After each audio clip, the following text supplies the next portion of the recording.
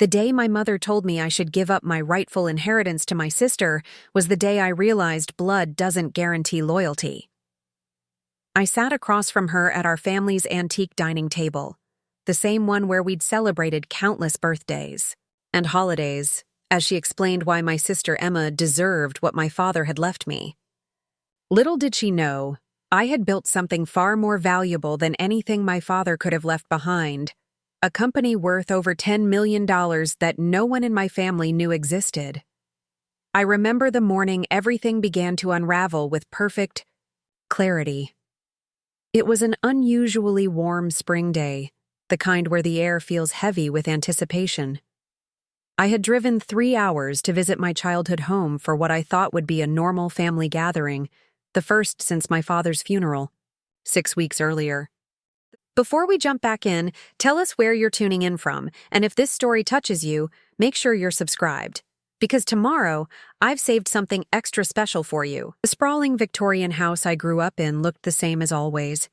Meticulously maintained gardens flanking the cobblestone pathway, white paint gleaming in the sunshine, blue shutters framing each window precisely as my father had insisted they should be. When I pulled into the driveway, I immediately noticed Emma's sleek black luxury SUV parked near the entrance, a vehicle that seemed far too expensive for someone who constantly complained about financial struggles. My sister had always had a knack for projecting an image of success while secretly drowning in debt. My modest sedan looked almost embarrassingly practical beside it, though ironically, I was the one who could afford much more. As I approached the front door, voices drifted through the open windows. My mother and Emma were deep in conversation, their tones hushed but intense. I hesitated, hand poised to knock, when I caught a fragment that made my blood run cold. "Dad would have wanted me to have it," Emma was saying. "You know how he always understood my situation better than anyone." My mother's response was gentle but firm. "We'll talk to Lily about it when she arrives. I'm sure she'll understand once we explain everything." I stood frozen on the porch, a strange hollowness expanding in my chest. They were discussing me, or, rather, what I owned, what my father had specifically left to me in his will.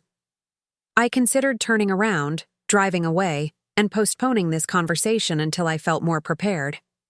But I'd never been one to avoid difficult situations. Taking a deep breath, I knocked firmly on the door. The conversation inside abruptly ceased. Footsteps approached, and then my mother stood before me, her face arranged in a welcoming smile.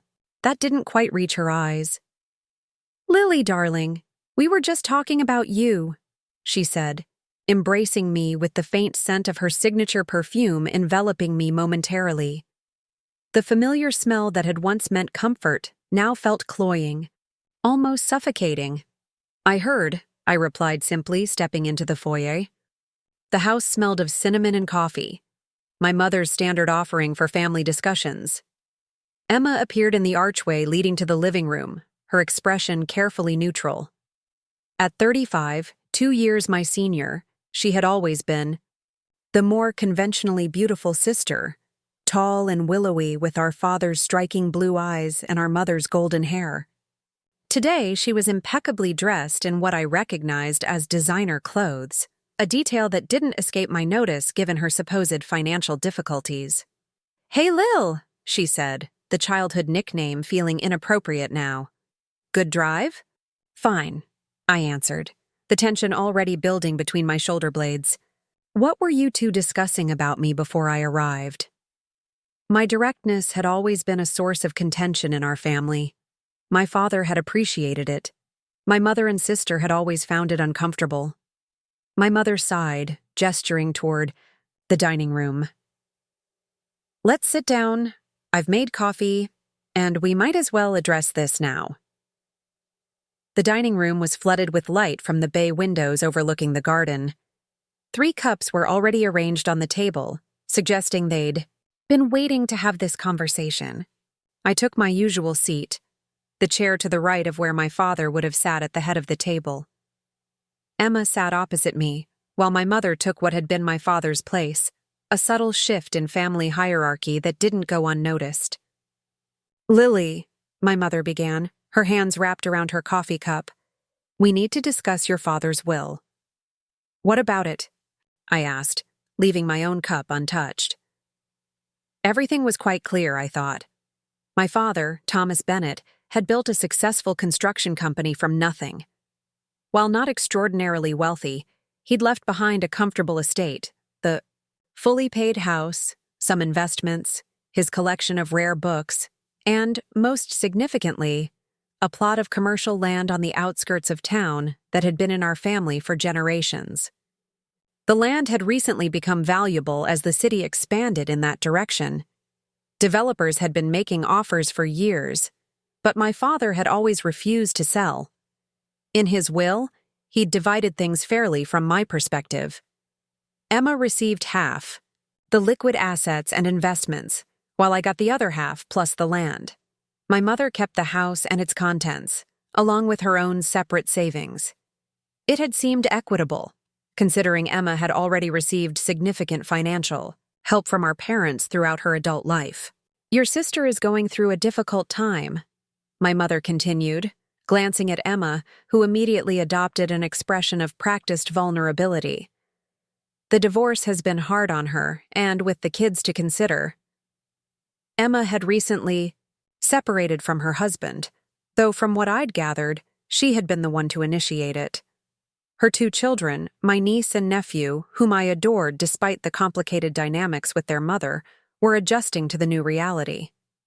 "I'm sorry about that," I said sincerely, "but I'm not sure what it has to do with Dad's will." "The land," Emma interjected, leaning forward. "I need it, Lily, I really do. With the divorce settlement still uncertain and the kids' private school tuition." She trailed off, letting the implication hang in the air. I stared at her, momentarily, speechless. The land was worth well over $2 million now, possibly more to the right developer. It was also the only connection I had left to my father's legacy, something he had specifically wanted me to have. "You're asking me to give you the land?" I clarified, wanting to be absolutely certain I understood. "Not give," my mother intervened, smoothly. "We thought perhaps you could sell it and split the proceeds with your sister. She needs the money far more than you do, dear." The assumption stung. Yes, I lived modestly. A small but comfortable apartment, a 6-year-old car, no flashy displays of wealth. But that was by choice, not necessity. For years I'd been building my tech company in secret, wanting to succeed or fail on my own merits without my family's influence. What had started in my tiny apartment bedroom had grown into something substantial, something I was fiercely proud of, with over 50 employees and recent acquisition offers that had made my head spin. No one in my family knew. I'd kept it separate, partly because I wanted independence, and partly because I knew exactly what would happen if they found out, exactly what was happening now, even without that knowledge. "That land was specifically left to me," I said carefully.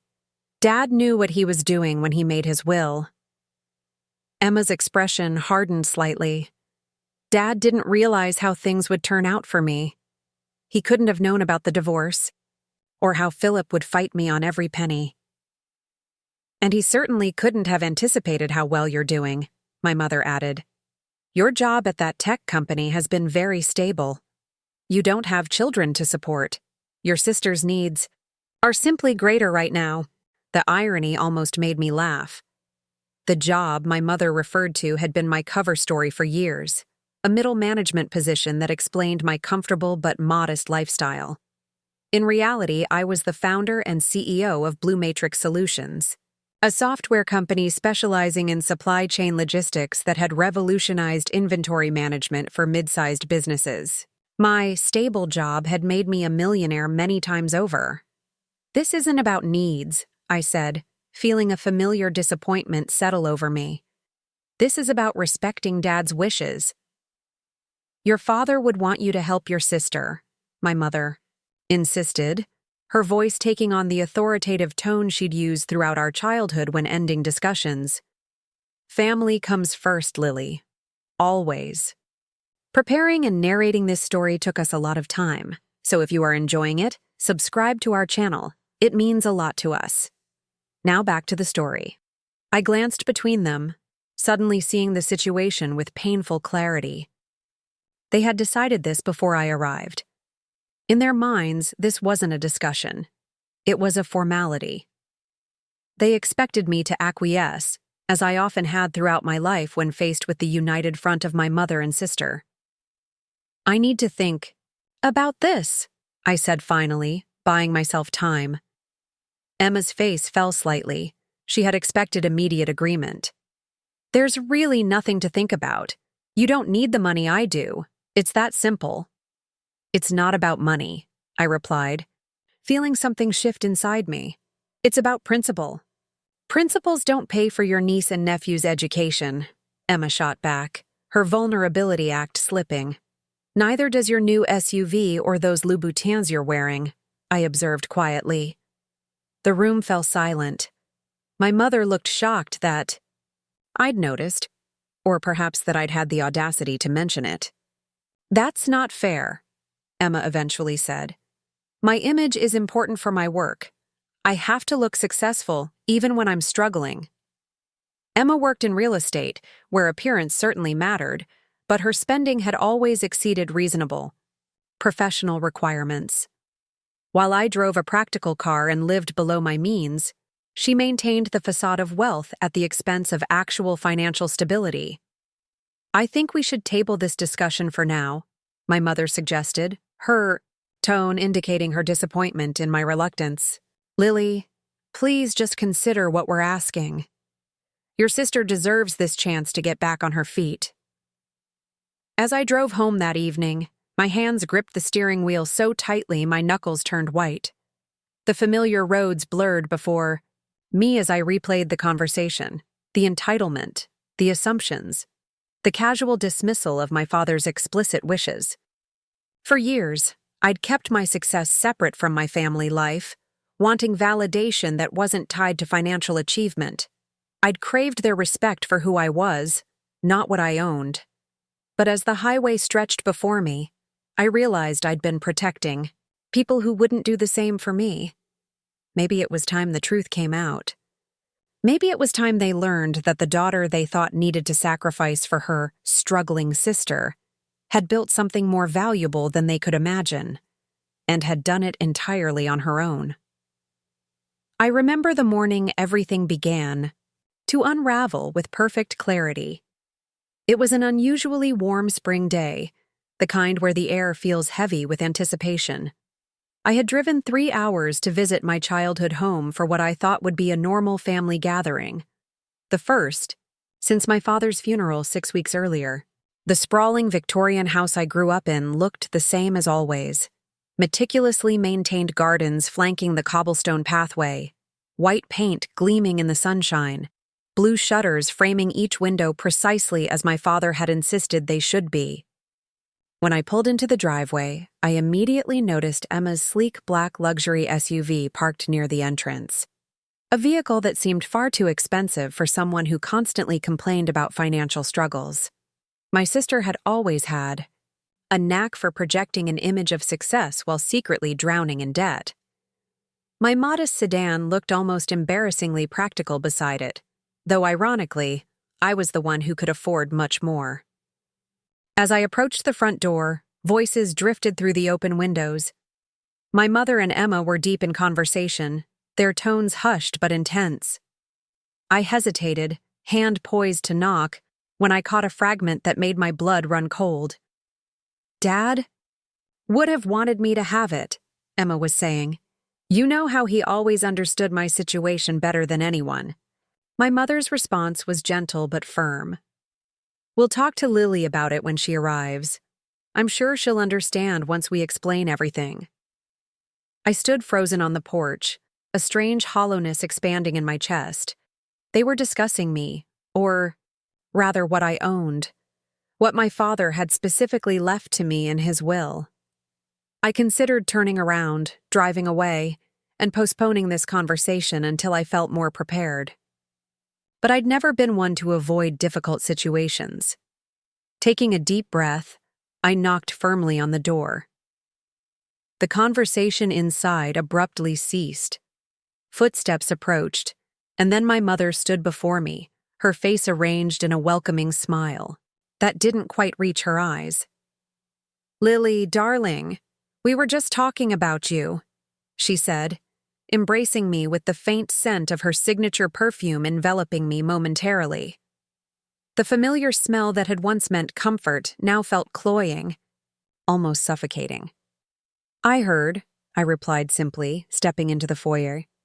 The house smelled of cinnamon and coffee, my mother's standard offering for family discussions. Emma appeared in the archway leading to the living room, her expression carefully neutral. At 35, 2 years my senior, she had always been the more conventionally beautiful sister, tall and willowy with our father's striking blue eyes and our mother's golden hair. Today she was impeccably dressed in what I recognized as designer clothes, a detail that didn't escape my notice given her supposed financial difficulties. "Hey, Lil," she said, the childhood nickname feeling inappropriate now. "Good drive?" "Fine," I answered, the tension already building between my shoulder blades. "What were you two discussing about me before I arrived?" My directness had always been a source of contention in our family. My father had appreciated it. My mother and sister had always found it uncomfortable.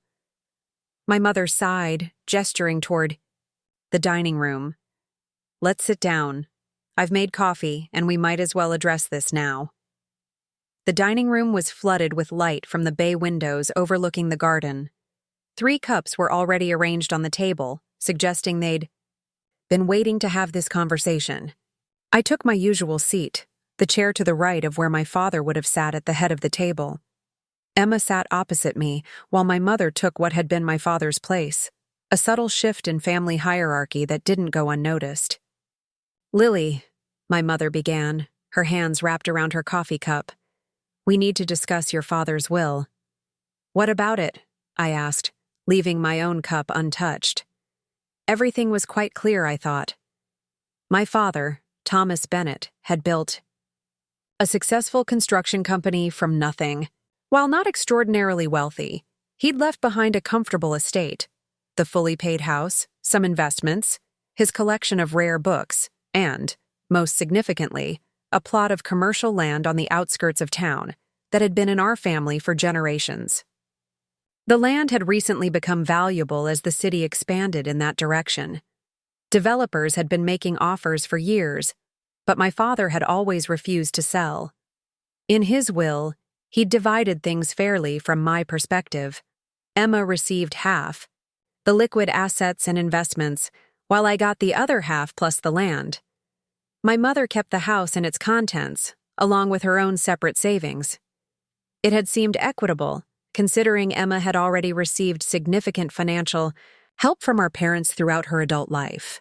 "Your sister is going through a difficult time," my mother continued, glancing at Emma, who immediately adopted an expression of practiced vulnerability. "The divorce has been hard on her, and with the kids to consider." Emma had recently separated from her husband, though from what I'd gathered, she had been the one to initiate it. Her 2 children, my niece and nephew, whom I adored despite the complicated dynamics with their mother, were adjusting to the new reality. "I'm sorry about that," I said sincerely, "but I'm not sure what it has to do with Dad's will." "The land," Emma interjected, leaning forward. "I need it, Lily.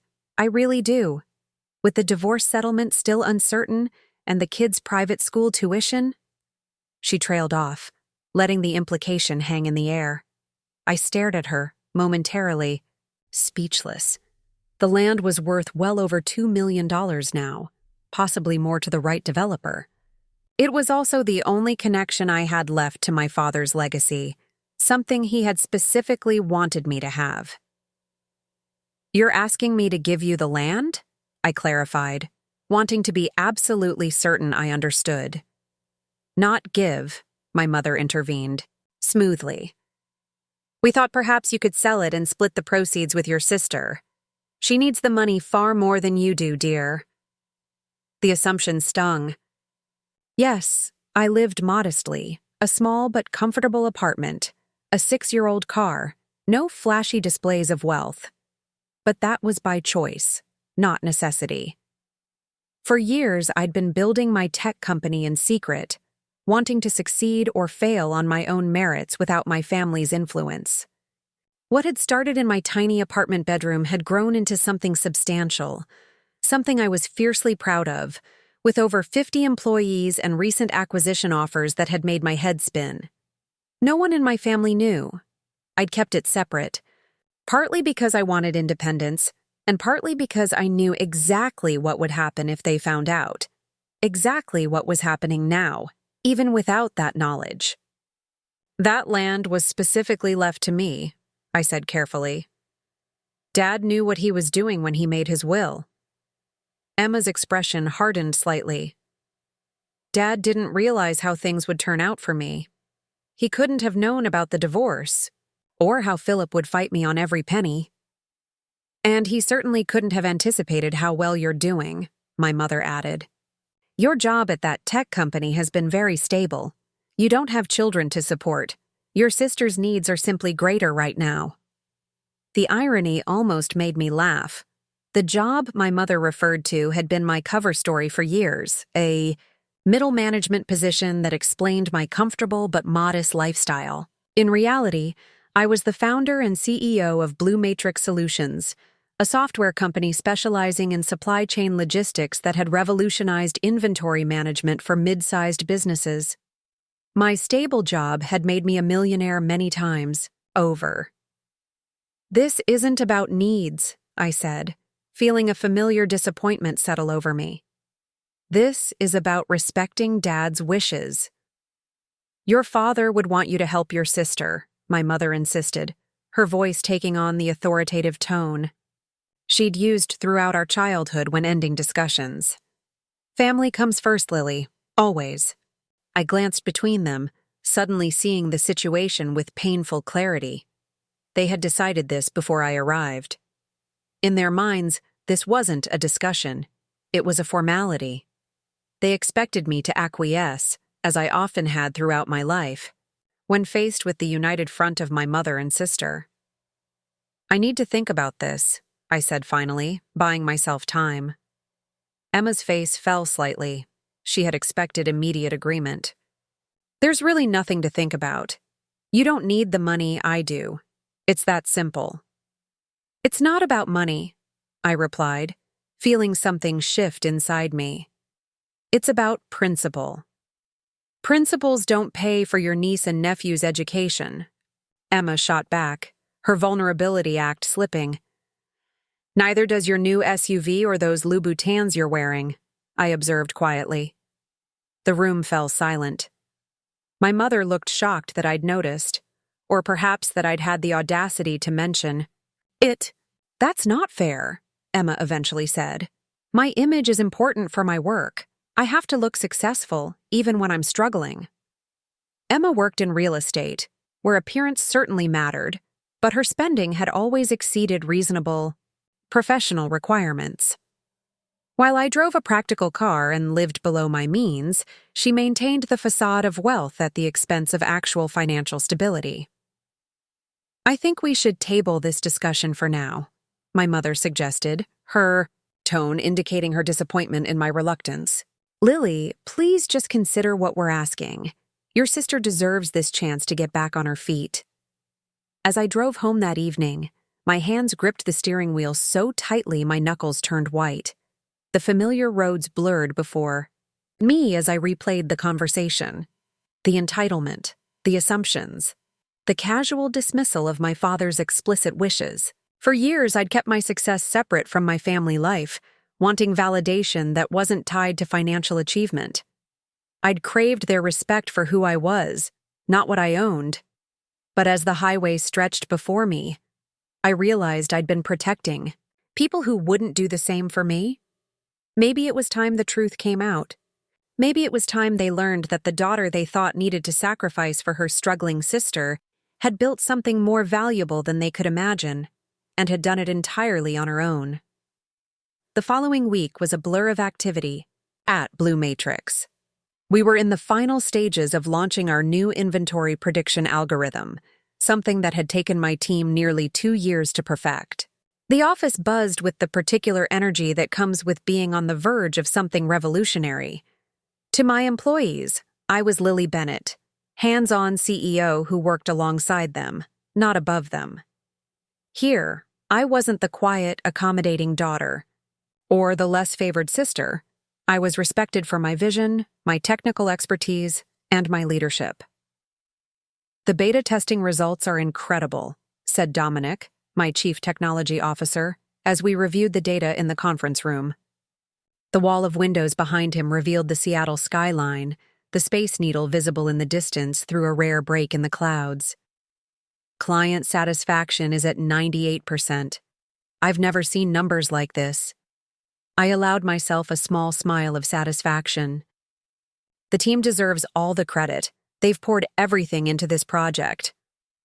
"True, but they wouldn't have done it without your direction," Dominic countered. He'd been with me almost from the beginning, one of the few people who knew about my family situation, or lack thereof in my professional life. "Any word from Wentworth Capital about their acquisition offer?" I shook my head. "I've asked for some time to consider. $12 million is tempting, but you built this from nothing, and it's more than just a payday," he finished for me. He understood, perhaps better than anyone, what Blue Matrix represented to me. It wasn't just a successful company. It was proof that I could create something significant entirely on my own terms. No family connections, no inheritance to get started. Just hard work, vision, and persistence. My phone buzzed with an incoming call, Emma's name flashing on the screen. I silenced it. The third call from her I'd ignored this week. "Family?" Dominic asked, noticing my expression. "My sister," I confirmed, still trying to convince me to hand over my inheritance. Dominic shook his head. "When are you going to tell them about all this?"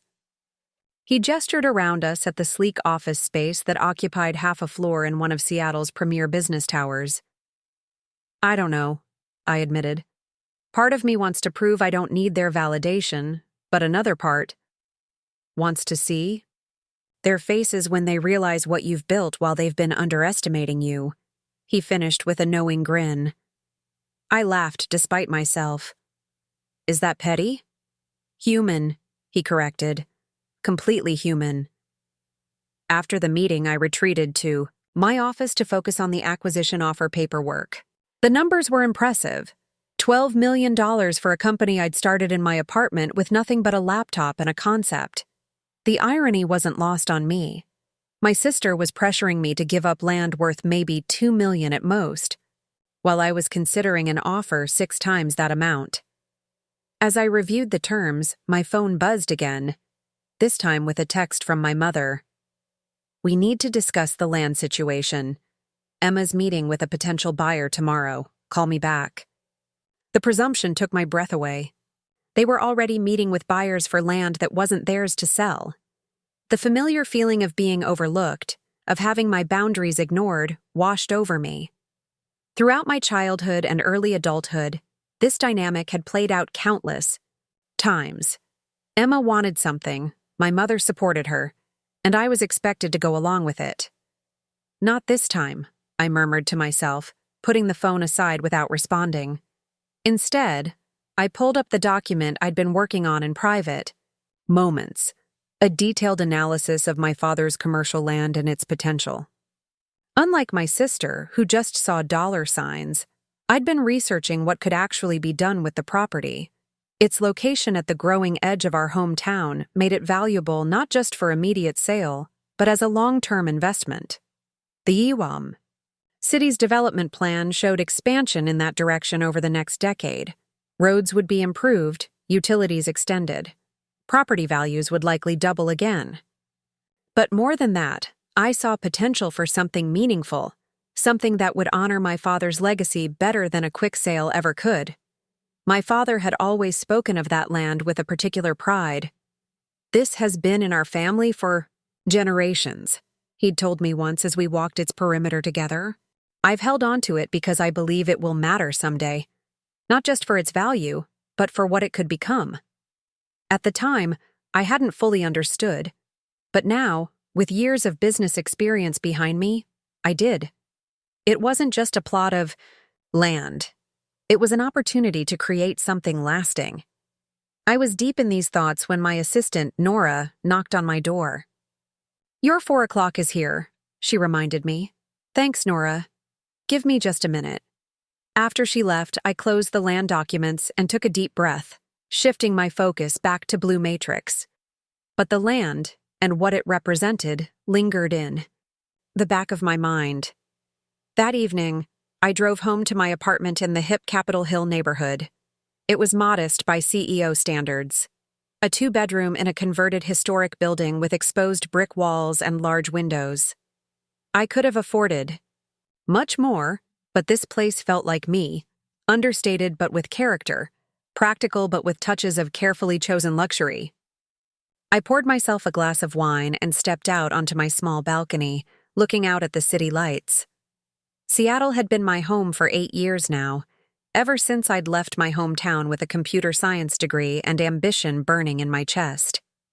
The distance had been intentional, far enough that visits home were events rather than regular occurrences, close enough that I could still reach my family when needed. My phone rang again, and this time I answered, expecting Emma or my mother. Instead, it was my father's longtime friend and attorney, Harold. "Lily, I hope I'm not disturbing you," he said, his voice carrying the particular gravitas of a man who had practiced law for over 40 years. "Not at all, Harold. Is everything all right?" There was a pause. "I'm not sure, to be honest. Your sister came to see me today with your mother. They were asking about the procedure for contesting your father's will." I sank into my balcony chair, the city view blurring before me. "They what?" "They seem to think there might be grounds to challenge the allocation of the commercial property," he continued. "They suggested your father might not have been of sound mind when he made his final arrangements." The accusation made my blood boil. My father had been sharp until the end, his mind untouched by the cancer that had ravaged his body. For them to suggest otherwise was not just insulting, it was a desecration of his memory. "That's absurd," I said tightly. "Dad knew exactly what he was doing." "I agree completely," Harold assured me, "and I told them as much. The will is airtight, Lily. Thomas was very specific about his wishes, and we documented everything meticulously. But I thought you should know they're considering this route." "Thank you for telling me," I managed, my mind racing. After hanging up, I sat in stunned silence. They were willing to claim my father had been mentally incompetent just to get their hands on the land. The depth of their entitlement, their willingness to tarnish his memory for financial gain, struck me as a betrayal far worse than I'd imagined. In that moment, something hardened within me. The last threads of my hesitation about confronting them snapped. They needed to understand exactly who they were dealing with, not the compliant daughter and sister they thought they knew, but the woman who had built a multi-million-dollar company through sheer determination and intelligence. I opened my laptop and booked a flight home for the weekend. It was time for them to learn the truth. The flight home gave me 5 hours to strategize. As the plane cruised at 30,000 feet, I found myself rehearsing different versions of the conversation to come. Should I reveal everything at once? Start with subtle hints? Present documentation of my company's success? Each scenario played out differently in my mind, but all ended with the same image. My mother and sister finally seeing me, truly seeing me, for perhaps the first time. When I landed Friday evening, I rented a car rather than asking anyone to pick me up. The autonomy felt important. I checked into the Riverdale Hotel downtown instead of staying at my mother's house as I normally would.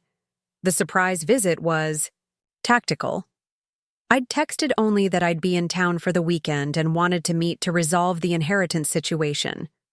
Words I knew would ensure their attendance. Saturday morning, I woke early and went for a run through Westridge Park, the sprawling green space where I'd spent countless hours as a child. The familiar paths helped clear my head, the rhythm of my footfalls on packed earth grounding me in my purpose. By the time I returned to my hotel room to shower and prepare, I felt centered and resolute. I had arranged to meet them at a private room in Castellanos, an upscale restaurant where business meetings often took place. Neutral territory where we would all be compelled to maintain certain decorum. I arrived 20 minutes early, dressed in what Dominic called my CEO armor. A perfectly tailored charcoal suit, crisp white shirt, and the subtle ruby earrings that had been my first significant purchase after Blue Matrix turned profitable. The maitre d' showed me to the reserved room, a tastefully appointed space with a round table set for 3, a bottle of sparkling water already chilling in a silver bucket. "Will there be anything else, Ms. Bennett?" he asked. "No, thank you." "This is perfect." When my mother and Emma arrived precisely at noon, their expressions revealed immediate confusion. They had expected the usual Lily, casual, accommodating, eager to smooth over family tensions. Instead, they found me in business attire, composed and professional, already seated at the head of the table with a leather portfolio in front of me. "Lily?" my mother said, hesitating at the doorway. "What is all this?" "Please sit down," I replied, gesturing to the chairs. "I've ordered a bottle of the Chardonnay you like, Mom. It should be here momentarily." They exchanged glances but took their seats. Emma looked particularly uncomfortable, dressed in her real estate agent best, clearly expecting to present herself as the sophisticated professional to my bohemian tech worker. "You said you wanted to discuss the inheritance," Emma began, cutting straight to her priority. "I do," I confirmed. "But first, I'd like to talk about Dad." My mother's expression softened slightly. "What about him, dear?" "About his mental state when he made his will." My voice remained calm, but I allowed an edge of steel to enter it. "Harold called me. He told me you're planning to contest the will by claiming Dad wasn't of sound mind." Emma had the grace to look momentarily abashed before her features hardened. "We're exploring our options. The distribution wasn't fair, given my current circumstances." "Dad was perfectly lucid until the end," I said quietly. "You know that. We all do." "People with terminal illnesses often experience confusion," my mother countered, her tone gentle but firm. "Your father wasn't himself in those last months." The waiter arrived with the wine, momentarily pausing our conversation.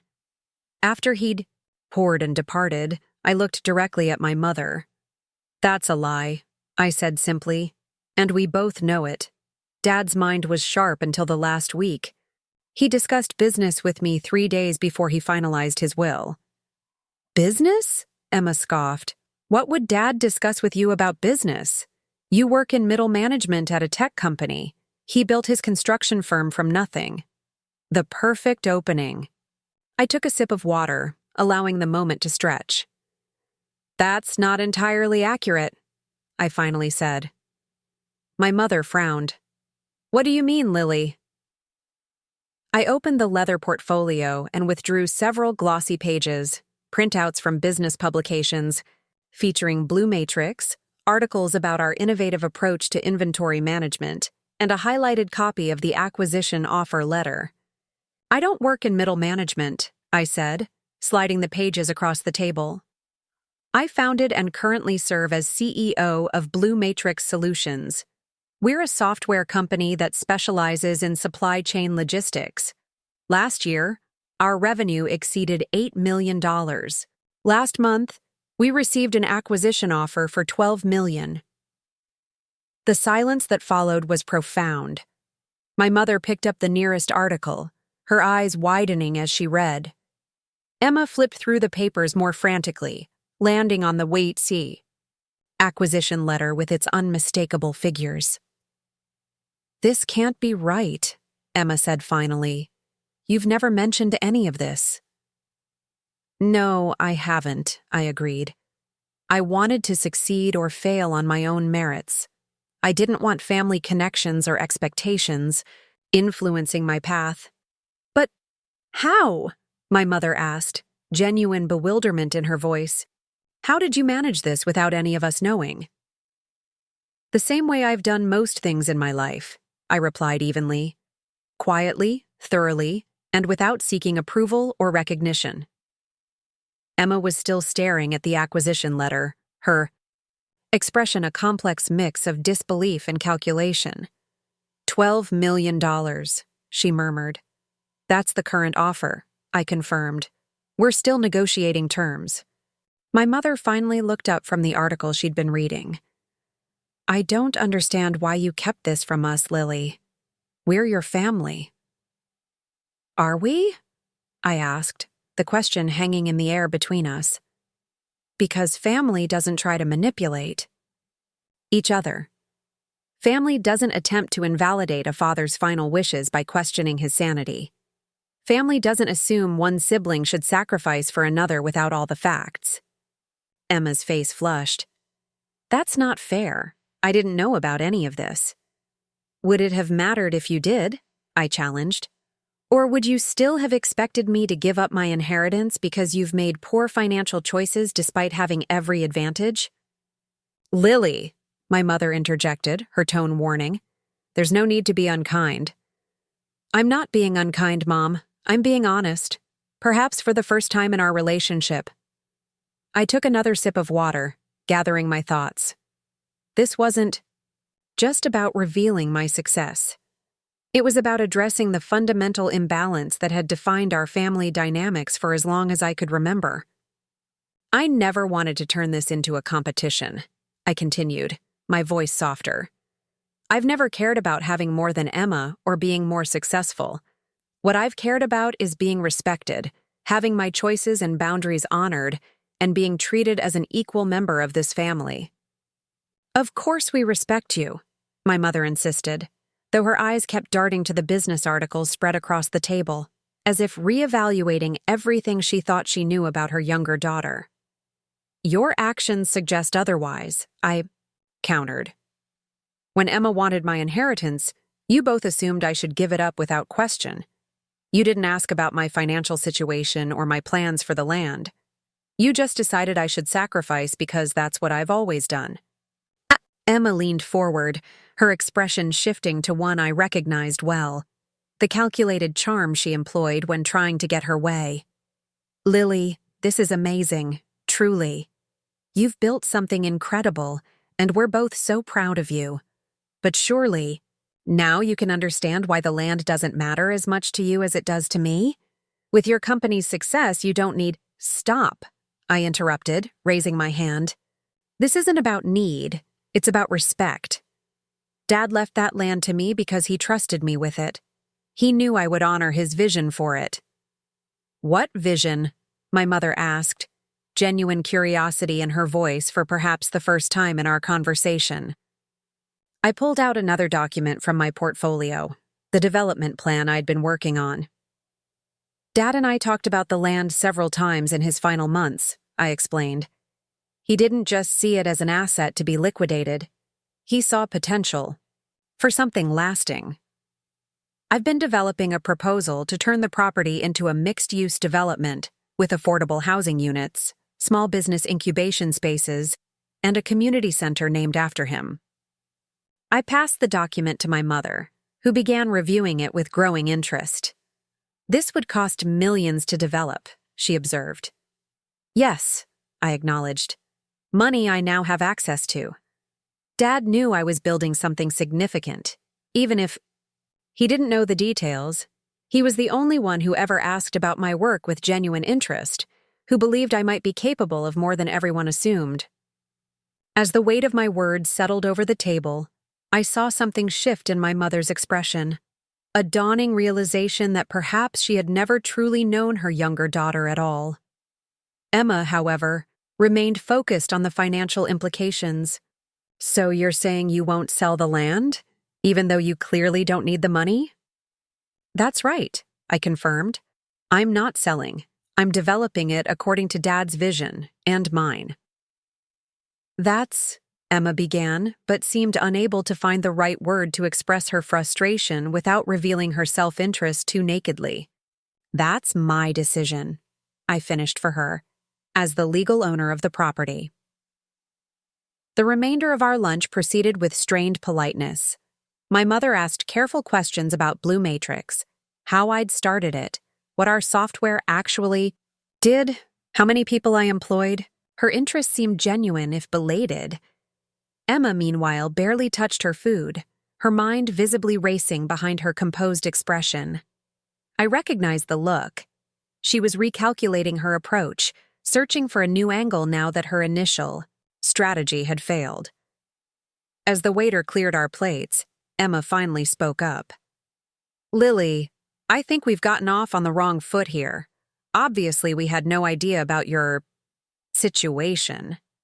She gestured vaguely at the business documents now neatly returned to my portfolio. It changes things. Does it? I asked, deliberately keeping my tone neutral. How so? Well, she said, leaning forward with the conspiratorial air she often adopted when trying to create a sense of alliance. Now we can approach this as equal business partners. Your company expertise, my real estate knowledge, we could develop that land together. Make it a family project. The suggestion was so transparent that I might have laughed if it weren't so typical of our dynamic.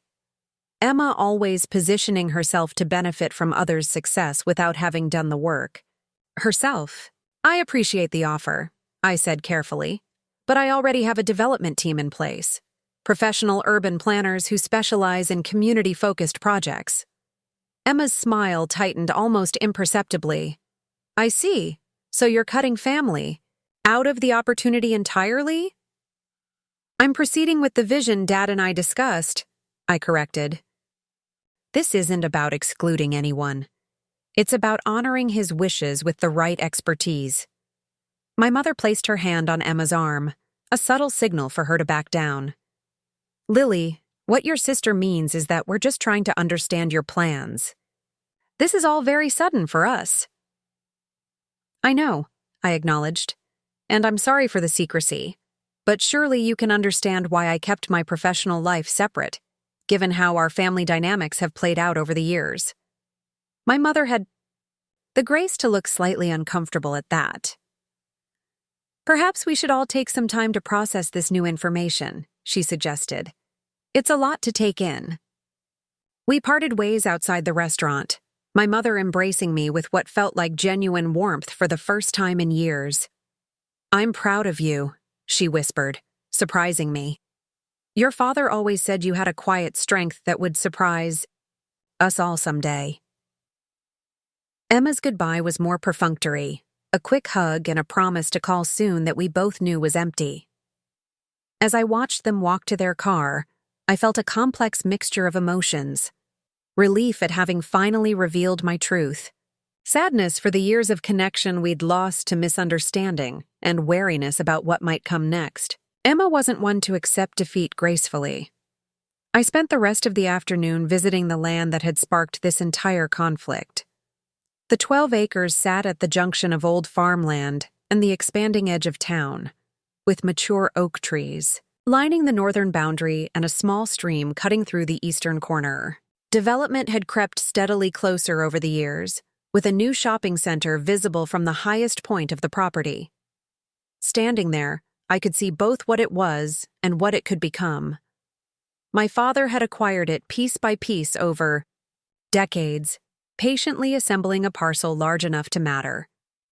Land is the one thing they're not making any more of, Lily, he'd told me once. If you're patient enough, it always becomes valuable. My phone buzzed with a text from Harold. How did it go? Are you free to stop by the office?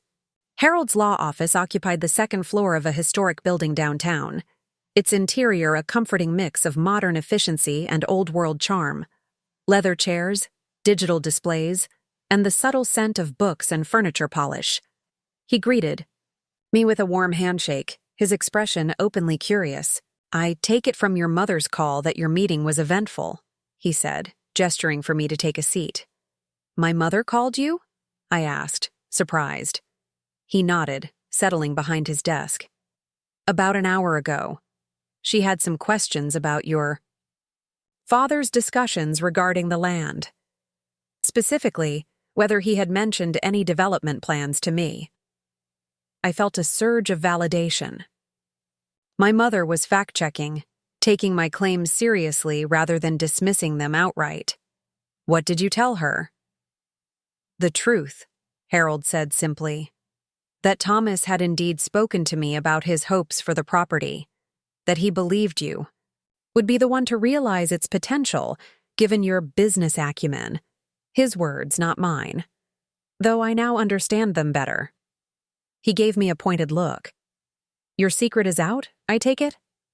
I nodded. It was time. "Good," he said with satisfaction. "Thomas would be pleased. He never said anything specific, out of respect for your privacy, but he hinted more than once that you were building something significant. Said he recognized in you the same determination he'd had when starting his own company." This was news to me. "He knew?" "He suspected," Harold clarified. "He was very proud, even without knowing the details." The knowledge that my father had seen me, truly seen me, even when I thought I was keeping secrets, brought unexpected tears to my eyes. I blinked them away quickly, but not before Harold noticed. "He loved you both equally, you know," he said, gently. "But he understood that you and Emma needed different things from him. Emma needed constant reassurance. You needed space to grow and prove yourself." We spent the next hour discussing the legal aspects of my development plans. Harold had already reviewed the preliminary proposal I'd sent him weeks earlier and offered valuable insights about local zoning regulations and community board priorities. As we wrapped up, he handed me a sealed envelope. "Thomas asked me to give you this if the land ever became a point of contention," he explained. He anticipated that Emma might struggle with his decision. I stared at the envelope, my father's handwriting instantly recognizable, my name written in his neat architectural lettering. "Thank you," I managed, tucking it carefully into my bag. Outside, the afternoon had given way to early evening. The streets of my hometown quieter now as shops closed and restaurants prepared for the dinner rush. I walked aimlessly, processing everything that had happened, before finding myself at Riverside Park where my father had often taken me as a child. I found a bench overlooking the water and finally opened his letter. The paper felt substantial. Between my fingers, my father's preference for quality evident even in this small detail. "My dear Lily, if you're reading this, then the land has become a source of discord, as I feared it might. I want you to know that my decision to leave it to you was made with complete clarity of mind and purpose. You've always been the quiet one, the mediator, the peacekeeper in our family. Too often, that role has meant your own desires and needs were overlooked. Emma has a wonderful heart, but has never quite learned to stand on her own feet. Your mother, God bless her, has always found it easier to give in to the louder voice, rather than listen for the quieter wisdom. The land represents possibility. Lily, not just financial opportunity, but the chance to create something lasting, something that reflects values. I know we share community, sustainability, purpose beyond profit. Whatever you decide to do with it, sell it, develop it, preserve it, know that I trust your judgment completely. You've always had a vision that extends beyond the immediate, a patience that sees the longer arc of possibility. I've watched you build your life with intentionality and quiet determination. I may not know all the details. You've kept your cards close and I've respected that privacy, but I recognize the focused purpose in your eyes. It's the same look I had when building my own dream.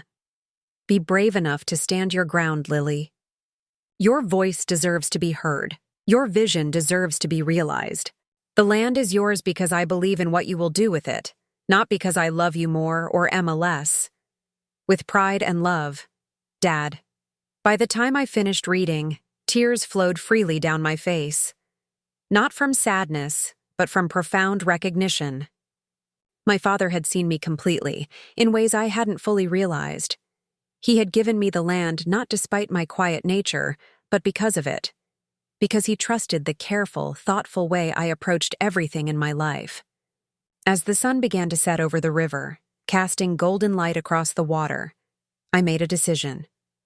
I would proceed with the development plans, creating something that honored not just my father's memory, but the values we shared. And I would do it unapologetically, no longer hiding my success or diminishing my achievements to make others comfortable. My phone buzzed again, Emma calling.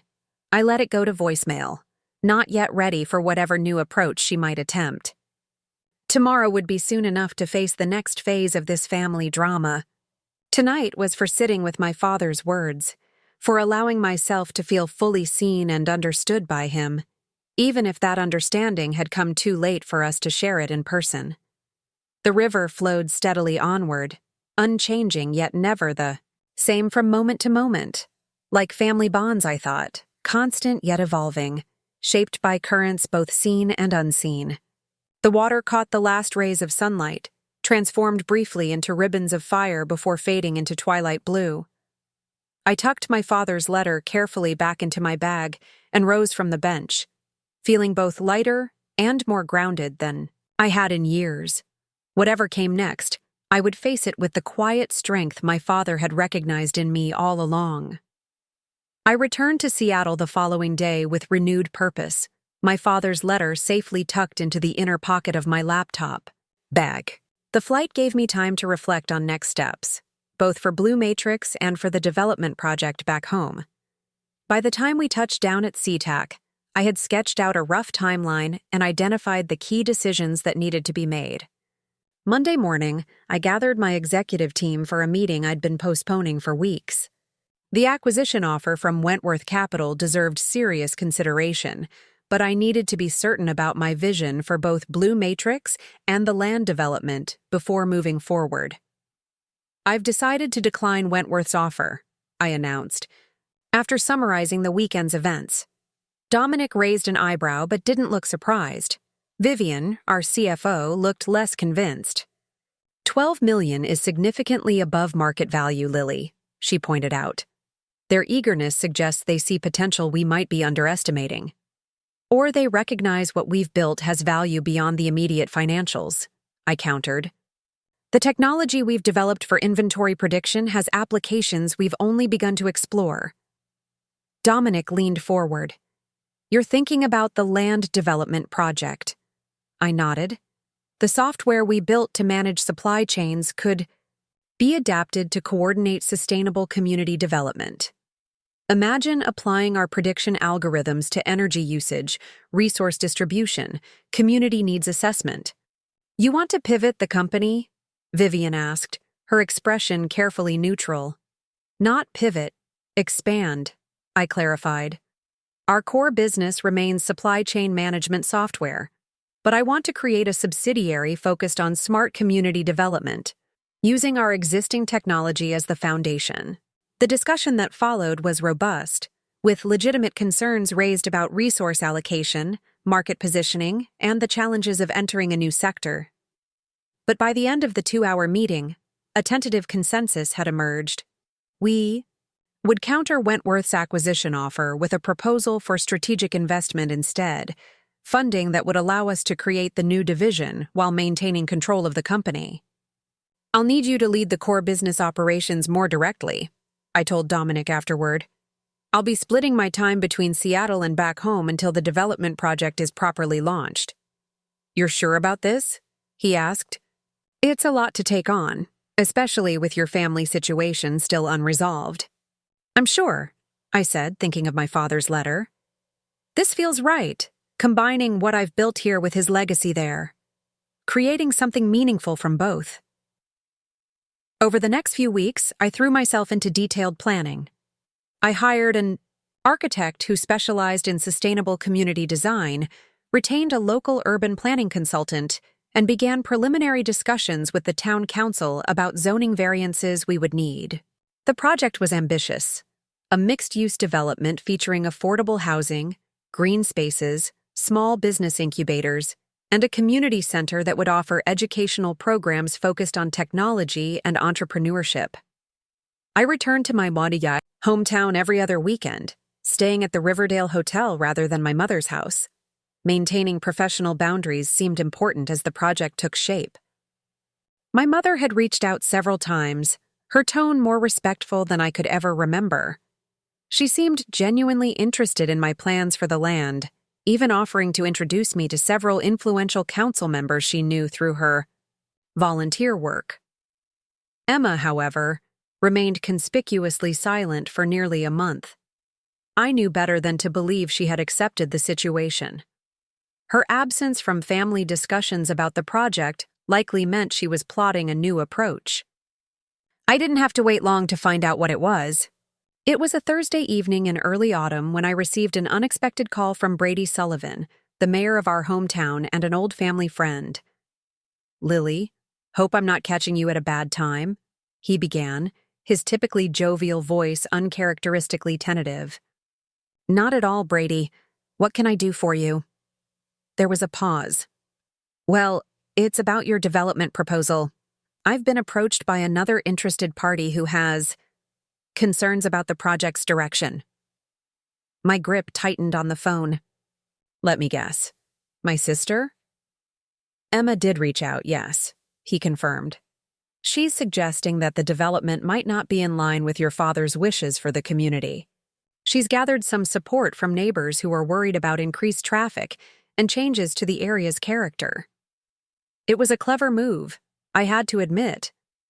Emma knew she couldn't challenge the inheritance directly, so she was attempting to create political obstacles instead, using community concerns as a proxy for her own interests. "Brady, I'd be happy to meet with any concerned residents," I offered. "The project is designed specifically to enhance the community, not disrupt it. We've incorporated substantial green space, traffic mitigation measures, and architectural elements that complement the existing neighborhood." "That's good to hear," he said, sounding relieved. "Actually, there's a town council meeting next Tuesday. It might be helpful if you could present your plans directly. Address some of these concerns head on." "I'll be there," I promised. After hanging up, I sat at my desk, staring out at the Seattle skyline as dusk settled over the city. Emma's opposition wasn't surprising, but it stung nonetheless. She was willing to derail a project that could genuinely benefit our hometown, simply because she wasn't controlling it or profiting from it directly. The thought brought with it an unexpected clarity. This wasn't really about the land anymore, or even about money. It was about control, about Emma's need to be centered in every family narrative. Throughout our lives, she had been the protagonist of our family's story, with my mother, father, and I cast in supporting roles. My success, both with Blue Matrix and with the development project, challenged that established order. I spent the weekend preparing for the council meeting, refining my presentation to address the specific concerns Brady had mentioned. By Tuesday, I had a comprehensive proposal ready, complete with traffic studies, environmental impact assessments, and architectural renderings that showed how the development would integrate with the existing community aesthetic. When I arrived at the town hall that evening, I was surprised by the turnout. Nearly 100 people filled the chamber, a significantly larger crowd than the usual attendance for council meetings. I spotted my mother sitting near the back, her expression unreadable. Emma sat in the front row, immaculately dressed and surrounded by people I recognized as some of the more influential property owners in town. Brady called the meeting to order, explaining that while no formal vote would take place that evening, the council wanted to hear community perspectives on the proposed development. As the landowner and project lead, I would present first, followed by community comments. Taking my place at the podium, I felt a momentary flutter of nerves. Public speaking had never been my favorite activity, But years of leading a company had taught me to channel that nervous energy into focused passion. I launched into my presentation, outlining the vision for what we were now calling Bennett Commons in honor of my father. "This isn't just about building structures," I explained, gesturing to the renderings displayed on the large screen behind me.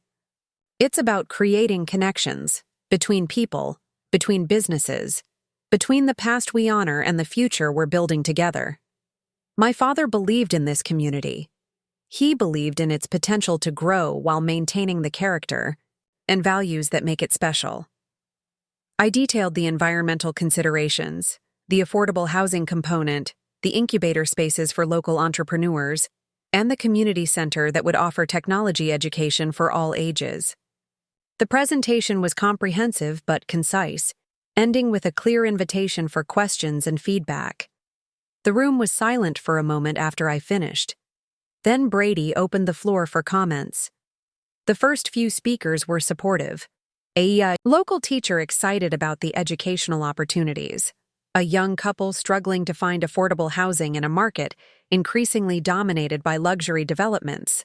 A small business owner who saw potential in the incubator concept. Then, Emma rose, making her way to the microphone with the confident stride of someone used to commanding attention. "While my sister's presentation is certainly impressive," she began, her voice carrying clearly through the chamber, "I feel compelled to speak as someone who knew our father's intentions intimately. Thomas Bennett was a traditionalist at heart. He valued stability and preservation over flashy development." She turned slightly to address me directly rather than the council. "Lily, I know you believe you're honoring Dad's legacy, but this project, with its modern architecture and emphasis on technology, feels more like a monument to your company than a reflection of his values." The calculated nature of her attack was breathtaking. She was positioning herself as the true keeper of our father's legacy while painting me as an outsider, imposing alien values on our hometown. It was manipulative, misleading, and potentially effective with those who didn't know better. Several of Emma's supporters spoke next, echoing her concerns about changing the character of the neighborhood, increasing traffic, and attracting outsiders who wouldn't share the community's traditional values. The momentum of the meeting seemed to be shifting. Just as I prepared to request time for rebuttal, an unexpected voice spoke up from the back of the room. "I'd like to say something, if I may." My mother stood, her slender figure straight and dignified. Brady nodded, gesturing for her to approach the microphone. As she walked down the center aisle, her eyes met mine briefly, something apologetic and determined in her gaze. The room fell silent as my mother reached the microphone. She looked different somehow, more present, more substantial than the woman who had so often faded into the background of family conflicts, deferring to whoever spoke loudest. She smoothed her jacket, a nervous gesture I recognized from childhood, before addressing the crowd. "My name is Eleanor Bennett," she began, her voice steady despite the slight tremor in her hands. "I'm Thomas Bennett's widow and mother to both Lily and Emma." She paused, looking around the room at the familiar faces of neighbors and friends. "I've lived in this town for over 40 years. Tom and I raised our daughters here, built our lives here. So I understand the concerns about preserving what makes this community special." She nodded toward several of the residents who had spoken in opposition to the project. "Change can be frightening, especially when it involves something as visible and significant as this development." Emma shifted in her front row seat, her expression a mixture of confusion and growing wariness. This clearly wasn't the supportive commentary she had expected from our mother. "But I feel I need to clarify something important," my mother continued, "about Tom's values and his vision for this land." She reached into her purse and withdrew a folded paper that I immediately recognized as similar to the letter I'd received. My father's stationery, his distinctive handwriting visible even from where I sat. "My husband wrote this to me shortly before he passed away," she explained. "He knew there might be disagreements about his decisions. He wanted me to understand his reasoning. She unfolded the paper carefully and began to read. Eleanor, I know you worry about fairness between our girls. You've always tried to balance things so perfectly, to make sure neither felt slighted. It's one of the countless reasons I've loved you all these years. My mother's voice wavered slightly before she continued. The land goes to Lily not because I favor her, but because she sees what it could be, not just its monetary value, but its potential to create something meaningful. Emma has many gifts, but patience and long-term vision have never been among them. She sees immediate opportunities. Lily sees possibilities that may take years to realize. Emma's face flushed deep red, her hands gripping the armrests of her chair. Several of her supporters glanced at her uncomfortably. I've watched Lily build something remarkable in her own quiet way, my mother read on. She never speaks of it, but a father notices things. The late-night calls she steps away to take, the technical journals she reads, the way she analyzes problems with the same methodical approach I used when building my business. My throat tightened with emotion. Even with the letter Harold had given me, hearing this additional confirmation of my father's perceptiveness, his faith in me even when I thought I was keeping secrets, felt profoundly validating. Trust Lily's judgment, Eleanor. Help Emma understand that this isn't about loving one daughter more than the other. It's about entrusting the right resource to the right steward. My mother folded the letter carefully and looked directly at the council members. I've seen the plans for Bennett Commons, she said. They honor exactly what Tom valued most: community, opportunity, sustainability, and looking beyond immediate gain to create something lasting. Whether the architecture is traditional or modern wasn't what mattered to him. What mattered was creating something that would serve people for generations to come. She turned slightly to face where Emma sat rigidly in the front row. Emma, your father loved you deeply.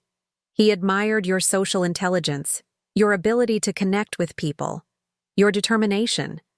But he knew, and I think you know too, that you and Lily approach life very differently.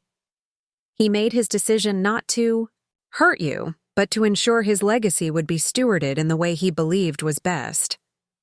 The silence in the room was absolute as my mother returned to her seat. Brady cleared his throat, clearly trying to find the right words to move the meeting forward after such an unexpected and personal moment. Thank you, Mrs. Bennett, he said finally. Would anyone else like to speak? Several hands went up, but Emma was already on her feet, striding toward the exit. She pushed through the double doors without looking back, the heavy thud of their closing punctuating her departure. The remainder of the meeting took on a different tone. While some residents still expressed concerns about specific aspects of the project, traffic patterns, construction disruption, architectural details, the fundamental challenge to my right to develop the land had evaporated with my mother's testimony. By the meeting's end, I had agreed to several reasonable modifications to address community concerns. Brady and the council members seemed satisfied with the compromises, scheduling a formal vote for the following month that would allow the project to move forward if approved. As the crowd dispersed, I made my way to where my mother sat, still, holding my father's letter in her hands. Thank you, I said simply, taking the seat beside her. She smiled, a tired but genuine expression. I should have spoken up long ago, Lily. Not just tonight, but all those years when I let Emma's voice drown out yours. When I assumed your quietness meant you needed less attention, less support. Why now? I asked gently. She sighed, smoothing the letter with her fingertips. After our lunch, I couldn't stop thinking about how little I knew about your life, your real life, not the version you presented to the family. It made me wonder what else I might have missed by never looking beneath the surface. She described visiting Harold's office, asking pointed questions about my father's final wishes, and finally receiving the letter she'd read aloud. Tom and I didn't always communicate well about difficult things, she admitted. He tried to tell me that you were building something significant, but I didn't really understand. I just assumed he meant you were doing well at your job. You couldn't have known, I assured her. I could have asked, she countered. I could have shown genuine interest in your work, your dreams, your vision, the way I always did with Emma. I failed you there, Lily, and I'm sorry. The simplicity of her apology, free from excuses or deflections, took me by surprise. My mother had always been loving but rarely introspective about her parenting or the family dynamics she helped create. What about Emma? I asked, glancing toward the doors through which my sister had departed. My mother's expression grew troubled. Emma has always struggled with sharing attention, with not being at the center of every family narrative. It's partly our fault, her father's and mine. We catered to her needs so consistently that she came to expect it. Do you think she'll ever accept this? I gestured around us, indicating both the development project and the larger shift in family dynamics it represented. I don't know, she answered honestly.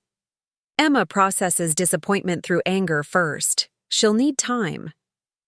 We walked out together into the cool evening air, the town hall emptying behind us. As we reached the parking lot, my mother paused.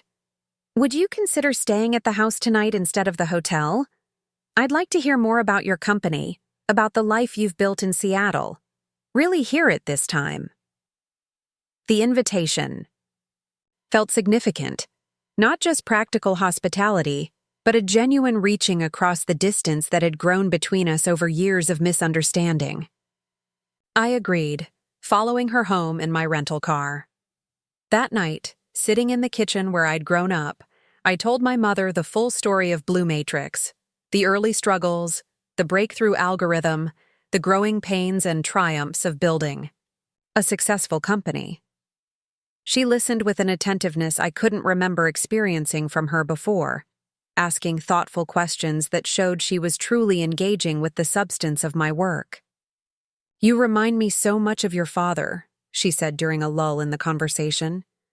Not just your determination, but the way you see systems, how things fit together.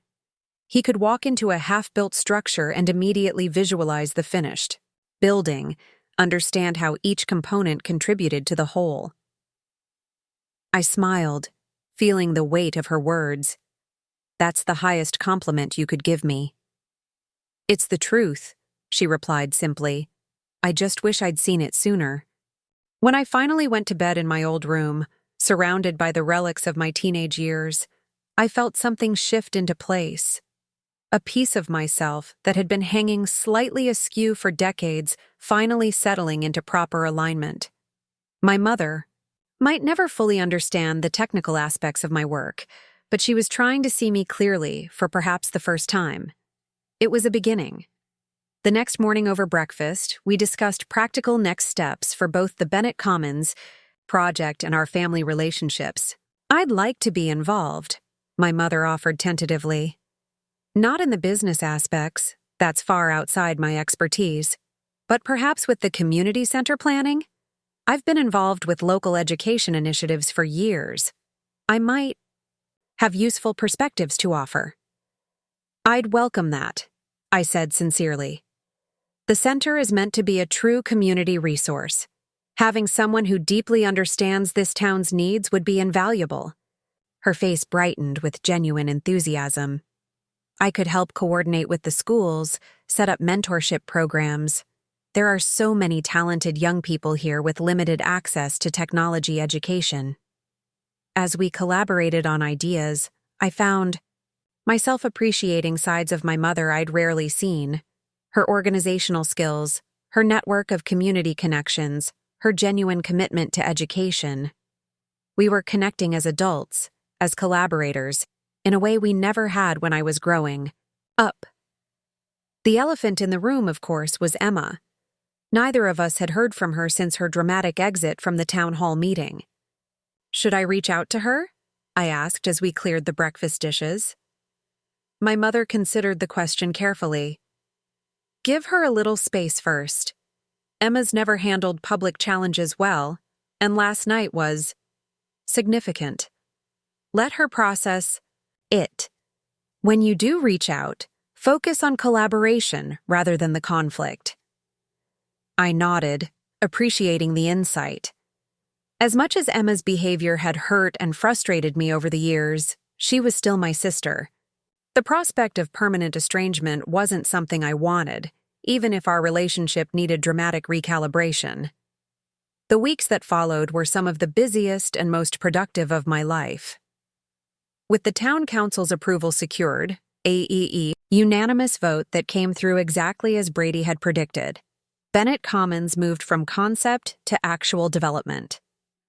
I established a local office in my hometown, hiring a small team to oversee the project while I balanced responsibilities between there and Blue Matrix headquarters in Seattle.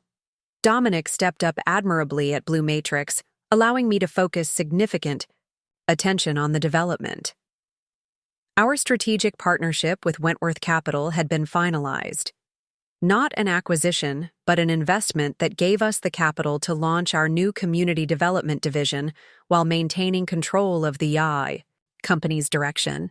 You should have seen their faces when I countered their $12 million acquisition offer with a request for strategic investment instead, I told my mother over dinner during one of my weekly visits home. They thought I was negotiating for a higher purchase price. It took them a minute to realize I wasn't interested in selling at all. My mother laughed, a sound I'd been hearing more frequently as our relationship evolved. Your father did the same thing once, early in his career. A larger construction firm tried to buy him out. Instead, he convinced them to become his first major client. These casual mentions of my father had become common between us, not weighted with grief or used as emotional leverage, but simple observations that helped us both keep his memory alive in everyday moments. It felt healing, a more authentic form of remembrance than formal mourning had ever provided. My mother had thrown herself into the community center planning with surprising energy. Her connections throughout the town had proven invaluable, and her understanding of local needs helped shape the educational programs we were developing. Working together had revealed dimensions of her I'd never fully appreciated: her organizational skills, her diplomatic capabilities when navigating community politics, her genuine commitment to creating opportunities for local youth. We should consider adding a music program, she suggested one evening as we reviewed floor plans. The high school's arts budget was cut again last year. Having a space where students could access instruments and recording equipment would fill a real need. I made a note, impressed by her practical vision. That's a great idea. We could partner with that music store downtown. What's it called? Rhythm House, she supplied. Brady's nephew actually runs it now. I'm sure they'd be interested in providing instruction if we supply the space and equipment. These collaborative sessions had become a highlight of my visits home, bridging the gap between my professional and personal lives in ways I'd never thought possible. After years of keeping my worlds separate, there was something deeply satisfying about bringing them together, about working alongside my mother as equal partners in creating something meaningful. The only shadow over this productive period was Emma's continued silence. Despite several attempts to reach out, calls, texts, even a handwritten note, she remained determinedly uncommunicative. My mother had occasional contact with her, brief conversations focused primarily on my niece and nephew, but even those were strained and superficial. Give her time, my mother advised. Emma's pride was hurt publicly. That's always been difficult for her. While I understood the wisdom in this patience, Emma's silence created practical complications. Her real estate expertise could have been valuable to the project, creating an opportunity for her to be meaningfully involved. More importantly, her continued absence affected her children, who didn't fully understand why family gatherings had suddenly become so fragmented. Aunt Lily, why doesn't Mom ever come when you're here? My 11-year-old niece Zoe asked during a Sunday afternoon visit to my mother's house. Her perceptiveness caught me off guard. Your mom and I are working through some grown-up disagreements, I explained carefully. But that doesn't change how much we both love you and your brother. Zoe considered this with the solemn thoughtfulness that reminded me so much of my father. Is it about Grandpa's land? Mom was really mad about that. It's complicated, I hedged, not wanting to put her in the middle of adult conflicts. But I'm hoping we can work it out soon. The truth was, I missed my sister, not the recent version who had tried to manipulate me out of my inheritance, but the Emma I'd known in childhood, before competition and comparison had corroded our connection. Despite our differences, we shared a history, an understanding of each other that came from growing up in the same household, witnessing the same family dynamics from different angles. The breakthrough came from an unexpected direction. Jacob, my 8-year-old nephew, had developed an intense interest in architecture after seeing the Bennett Commons renderings on my tablet during a family dinner. His enthusiasm was contagious, his questions insightful even for a child his age. "Can I see where they're building it?" he asked one afternoon, his eyes wide with excitement. "Mom said it's where Grandpa's old land is, but I don't remember what it looks like." I glanced at my mother, who nodded encouragingly. "I think that would be fine, as long as your mom doesn't mind." Jacob's face fell slightly. "She probably won't want to go." "Why don't I ask her?" I suggested, seizing the opportunity. "This is about you seeing something that interests you. Adults can set aside their disagreements for that." To my surprise, when I texted Emma about taking Jacob to see the construction site, she responded almost immediately. That would be good for him. He hasn't stopped talking about buildings since. He saw your plans. I can drop him off Saturday morning. Her response, while cool and practical, was the first direct communication we'd had in nearly 2 months.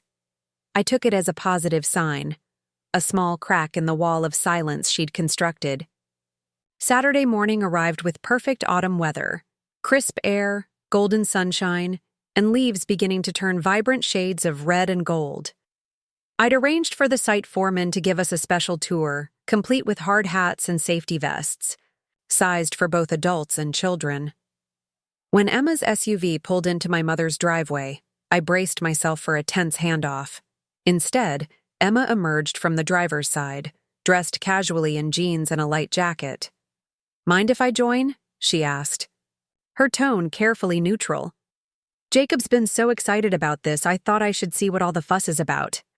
I masked my surprise with a smile. "Of course. We've got extra safety gear." Jacob bounced between us, oblivious to the undercurrents of tension, as he chattered about the excavator he hoped to see in action. My mother watched from the porch, her expression cautiously hopeful as we loaded into my rental car. The drive to the construction site was filled with Jacob's enthusiastic questions, creating a buffer that made the silence between Emma and me less uncomfortable. As we parked near the temporary construction office, I noticed Emma studying the landscape with professional interest. "It's got good elevation," she observed as we walked toward the foreman's trailer. "The views from the upper floors will be impressive." "That's what Dad always said," I replied, encouraged by her neutral commentary. He thought it was one of the property's best features. Emma nodded but said nothing more as we met with Hector, the foreman, who delighted Jacob with his extensive knowledge of construction equipment and processes. As our tour progressed, moving from the foundation work for the community center to the area marked for the first residential units, I noticed Emma's expression gradually shift from neutral observation to genuine interest. "You're incorporating a lot of green space," she noted as Hector showed us the landscaping plans. "More than most developments would allocate." "It was important to Dad," I said. "He always talked about balancing growth with preservation." Emma's eyes met mine briefly, something unreadable flickering in her expression before she returned her attention to Jacob, who was asking Hector detailed questions about how the geothermal heating system would work. The tour concluded with a visit to the temporary platform that had been constructed to display the full site model. Standing there with the property spread out before us, the autumn sun highlighting the natural contours of the land, I felt a surge of pride and purpose. This was exactly what my father had envisioned: development that respected the land's natural features while creating something useful and sustainable for the community. "It's really something," Emma said quietly, standing beside me while Jacob continued his animated conversation with Hector a few yards away. "Not what I expected." "What did you expect?" I asked, keeping my tone conversational rather than challenging. She shrugged slightly. "Something more corporate, I guess. This feels more integrated with the town, more considerate of what's already here." "That was the goal," I acknowledged. "To build something that belongs here, not something imposed on the community." We stood in silence for a moment, watching as Jacob meticulously examined every detail of the site model. "He might have a future in architecture or engineering," I observed. "He asks really insightful questions." Emma smiled, the first genuine smile I'd seen from her in months. "He's been drawing buildings nonstop since he saw your plans. His teacher called last week to ask what sparked his sudden interest. Apparently, he's been designing his own community center during math class." The shared pride in her son created a momentary bridge between us, a reminder of connections that existed beyond our recent conflicts. As we prepared to leave, Emma surprised me again.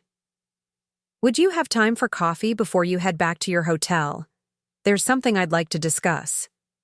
"Sure," I agreed, cautiously optimistic about her initiative. "Mom can take Jacob back to the house if that works for you." Emma nodded, and we arranged the logistics with minimal awkwardness. 30 minutes later, we were seated across from each other at Westridge Coffee, a local cafe we'd both frequented since high school. The familiar environment seemed to ease some of the tension between us. "Jacob loves the project," Emma said after our drinks arrived. "He hasn't been this excited about anything since before the divorce." "He's got a good eye," I replied. "And he asks great questions." Emma wrapped her hands around her mug, her expression turning more serious. "Seeing the actual plans today, walking the property, it's different than I imagined. More thoughtful." She paused, seeming to choose her words carefully. "I may have reacted to the situation without fully understanding what you were trying to create."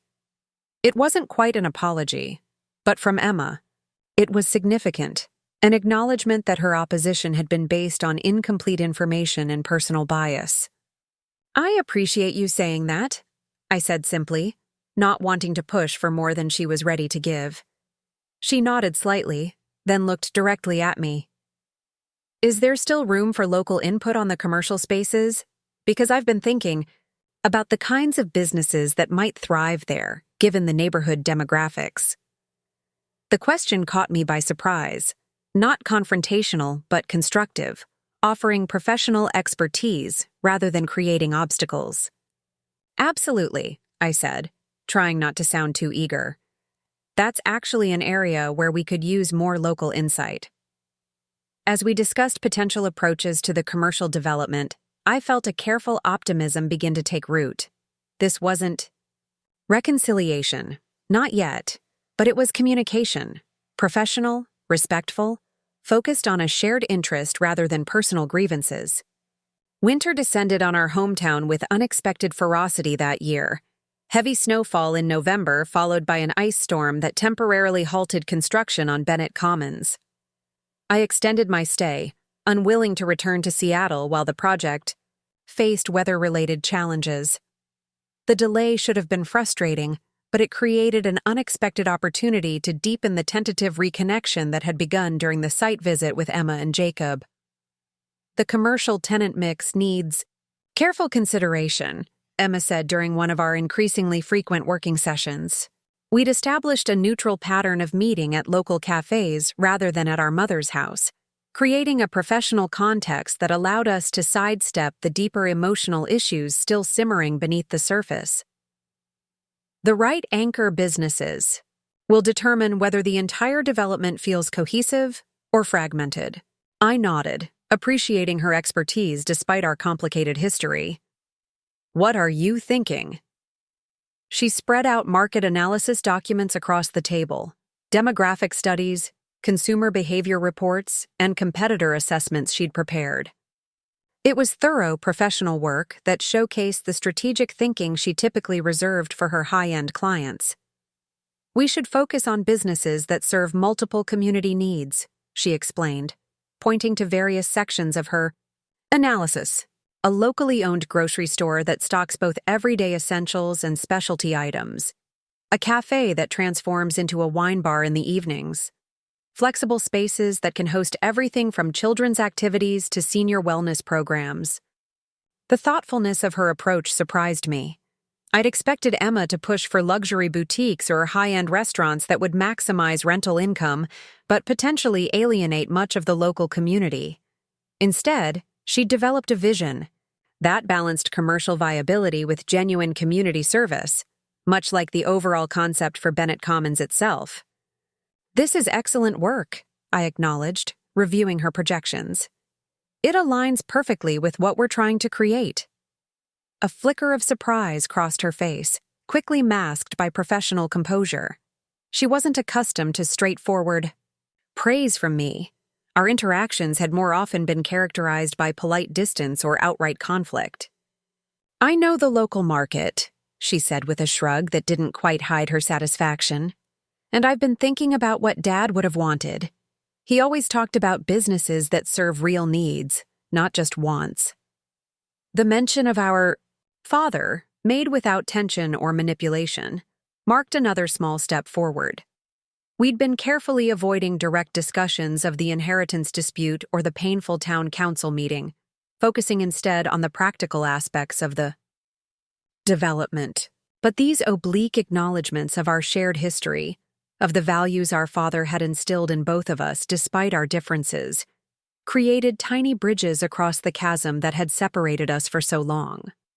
Our working relationship developed its own rhythm over the following weeks. Emma's real estate expertise proved genuinely valuable, particularly her understanding of which local business owners might be interested in expanding into the new development. My technology background complemented her market knowledge, allowing us to design flexible spaces that could adapt to changing business needs over time. One snowy afternoon in mid-December, as we wrapped up a particularly productive planning session, Emma's professional facade briefly slipped. "I was wrong, you know," she said suddenly, staring into her coffee cup rather than meeting my eyes. "About the land, about what you're doing with it, about a lot of things." I stayed silent, sensing that interrupting might cause her to retreat back into safer, more impersonal territory. "When Dad first told me he was leaving the land to you, I was furious," she continued after a moment. "I couldn't understand why he would give something so valuable to my little sister who didn't even live here anymore, who seemed to have so little ambition compared to me." The admission stung, but there was no malice in her tone, only a tired honesty that had been long overdue. "I convinced myself he was being unfair, playing favorites," she went on. "It was easier than admitting that maybe he saw something in you that I didn't want to see. That maybe he understood both of us better than we understood ourselves." She finally looked up, her expression unusually vulnerable. "I'm not good at being wrong, Lily. I never have been." "I know," I said gently. "It runs in the family." A surprised laugh escaped her. "God, it really does, doesn't it? Dad was the same way." The shared observation created another small connection, a recognition of the traits we'd both inherited, for better or worse. "I should have told you about Blue Matrix," I admitted. "About what I was building, keeping." Its secret wasn't just about independence. It was also about, I don't know, proving something maybe. Showing that I could succeed completely on my own terms. Emma nodded slowly. "And I should have respected Dad's decision, whatever his reasons. Instead, I made it about me, about what I thought I deserved." She sighed, running a finger around the rim of her mug. "The divorce hit me harder than I let anyone see. I was determined to maintain the same lifestyle, prove to everyone, especially Philip, that I was fine, thriving even. It became this performance that I couldn't stop, even when it was driving me into debt. The honesty of her admission felt like a gift, one I hadn't expected and wasn't entirely sure how to receive. Our relationship had never been characterized by this kind of vulnerability, this willingness to acknowledge flaws and missteps. "Where do we go from here?" I asked, the question encompassing far more than our professional collaboration. Emma considered this, her expression thoughtful. "I'd like to keep working on the commercial aspect of Bennett Commons, if you'll have me. Not as a favor or charity, but because I genuinely think I can add value." "You already have," I assured her. "Your market analysis alone has saved us months of research." She nodded, a tentative smile forming. "And the other stuff, the personal stuff, maybe we just keep talking? Not trying to fix everything at once, but not ignoring it either?" "I'd like that," I agreed, relieved by the measured approach she was suggesting. Neither of us was ready for grand emotional reconciliations or complete absolution. But this, careful, intentional rebuilding of trust through shared work and honest conversation, felt sustainable in a way that forced forgiveness never could be. As December progressed, our professional collaboration expanded to include occasional family dinners at our mother's house. The first was awkward, conversation halting and overly polite. But by the third or fourth gathering, a new kind of ease began to develop. Not the unthinking familiarity of our childhood, but something more deliberate and, in some ways, more authentic. The weather finally broke just before Christmas, allowing construction to resume on Bennett Commons. The delay had actually benefited the project, giving us time to refine plans and strengthen community support. Emma's involvement had gone a long way toward convincing former skeptics that the development would genuinely serve local interests rather than bringing unwanted outside influences. "The municipal approvals are all in place," Brady confirmed, during our final meeting before the holiday break. "Construction can proceed full steam in January, assuming the weather cooperates." "That's excellent news," I said, gathering the signed permits. "We're still on track for a fall completion date for Phase 1. As I left City Hall, I found Emma waiting by my car, bundled against the cold in a practical parka rather than the designer wear she would have insisted on just months earlier. "Good news?" she asked, nodding toward the documents in my hand. "All systems go," I confirmed. "We can start the new year with accelerated construction." "Perfect timing," she said. "Listen, I have an idea I wanted to run by you, about the community center naming." We'd been deliberating about how best to honor our father in the development's design. The current plans called for the main community building to be named Thomas Bennett Center for Innovation, but Emma had expressed concerns that it sounded too formal, too corporate for a man who had been known for his approachable, practical nature. "What are you thinking?" I asked as we walked toward a nearby cafe, seeking refuge from the biting wind. "Bennett Family Innovation Center," she suggested once we were settled with steaming cups of hot chocolate. "It honors Dad while acknowledging that this is about more than just one person's legacy. It's about the values he instilled in his family, the vision we're all now part of creating together." The suggestion caught me by surprise, not because of the idea itself, which was excellent, but because of the shift it represented in Emma's thinking. For months, even after beginning to work together, she had framed the project as Lily's development, or Dad's land.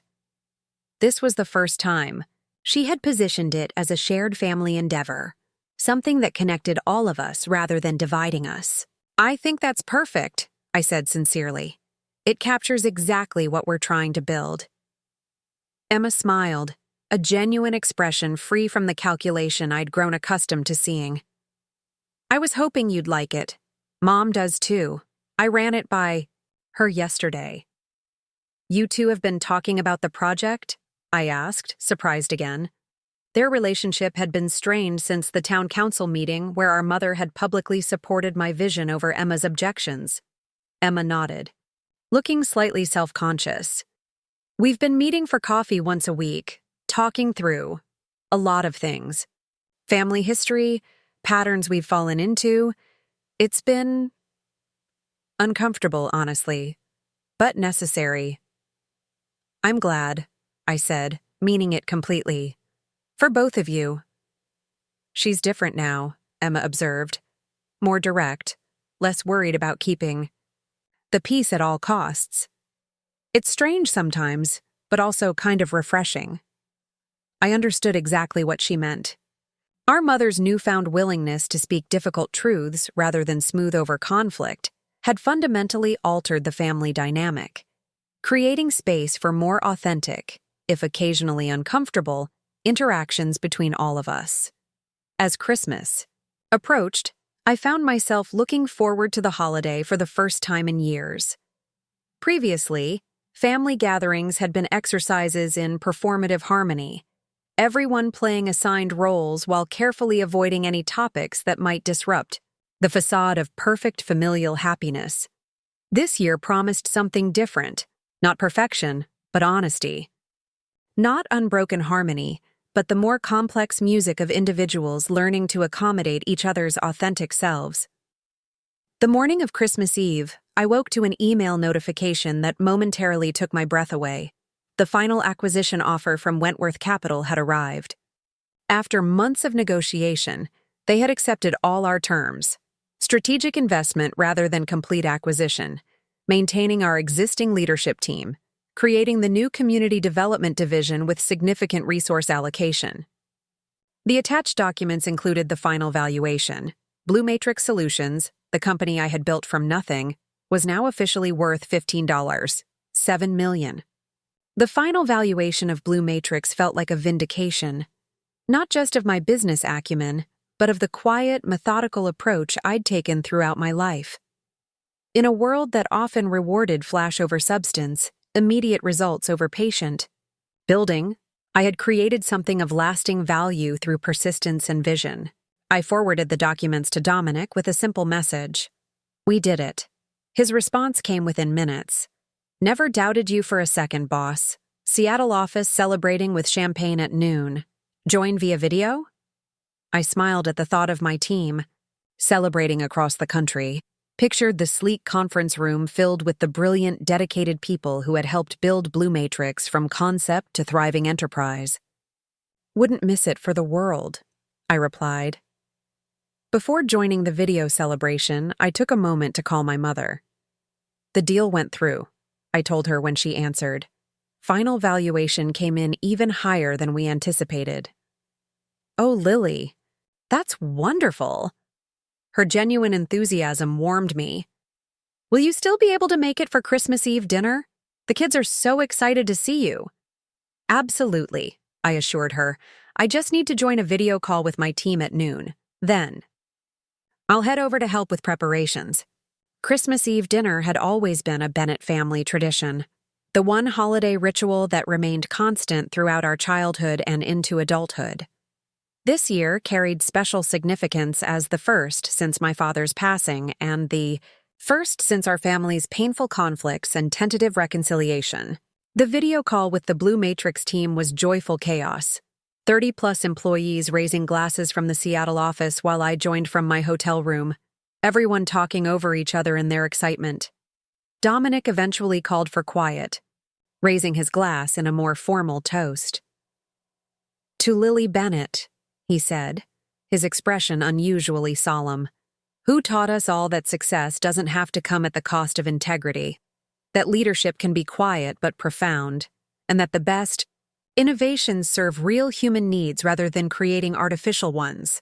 The sentiment caught me off guard, bringing unexpected tears to my eyes. To all of you, I countered once I'd composed myself. This isn't my achievement alone. It belongs to everyone who believed in this vision and worked to make it reality. After the call ended, I sat quietly for a moment, absorbing the magnitude of what we'd accomplished. Blue Matrix had begun as a simple idea, using predictive algorithms to solve supply chain inefficiencies for mid-sized businesses that couldn't afford enterprise-level solutions.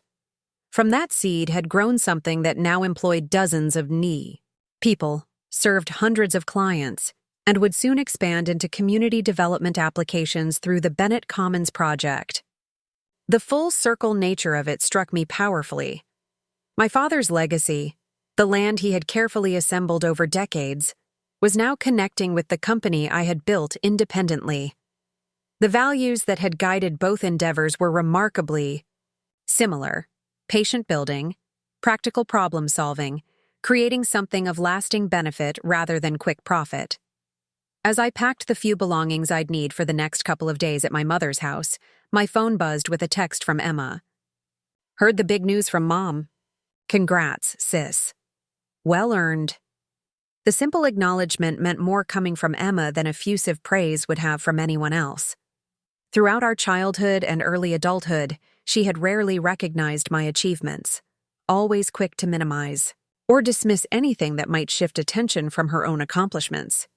This straightforward recognition, free from qualifiers or comparisons, felt like another small step in our healing process. My mother's house glowed with warmth as I approached that evening, windows illuminated against the early winter darkness, the front door adorned with the same simple pine wreath she had hung every Christmas for as long as I could remember. Inside, the familiar scents of cinnamon, pine, and roasting turkey created an immediate sense of homecoming.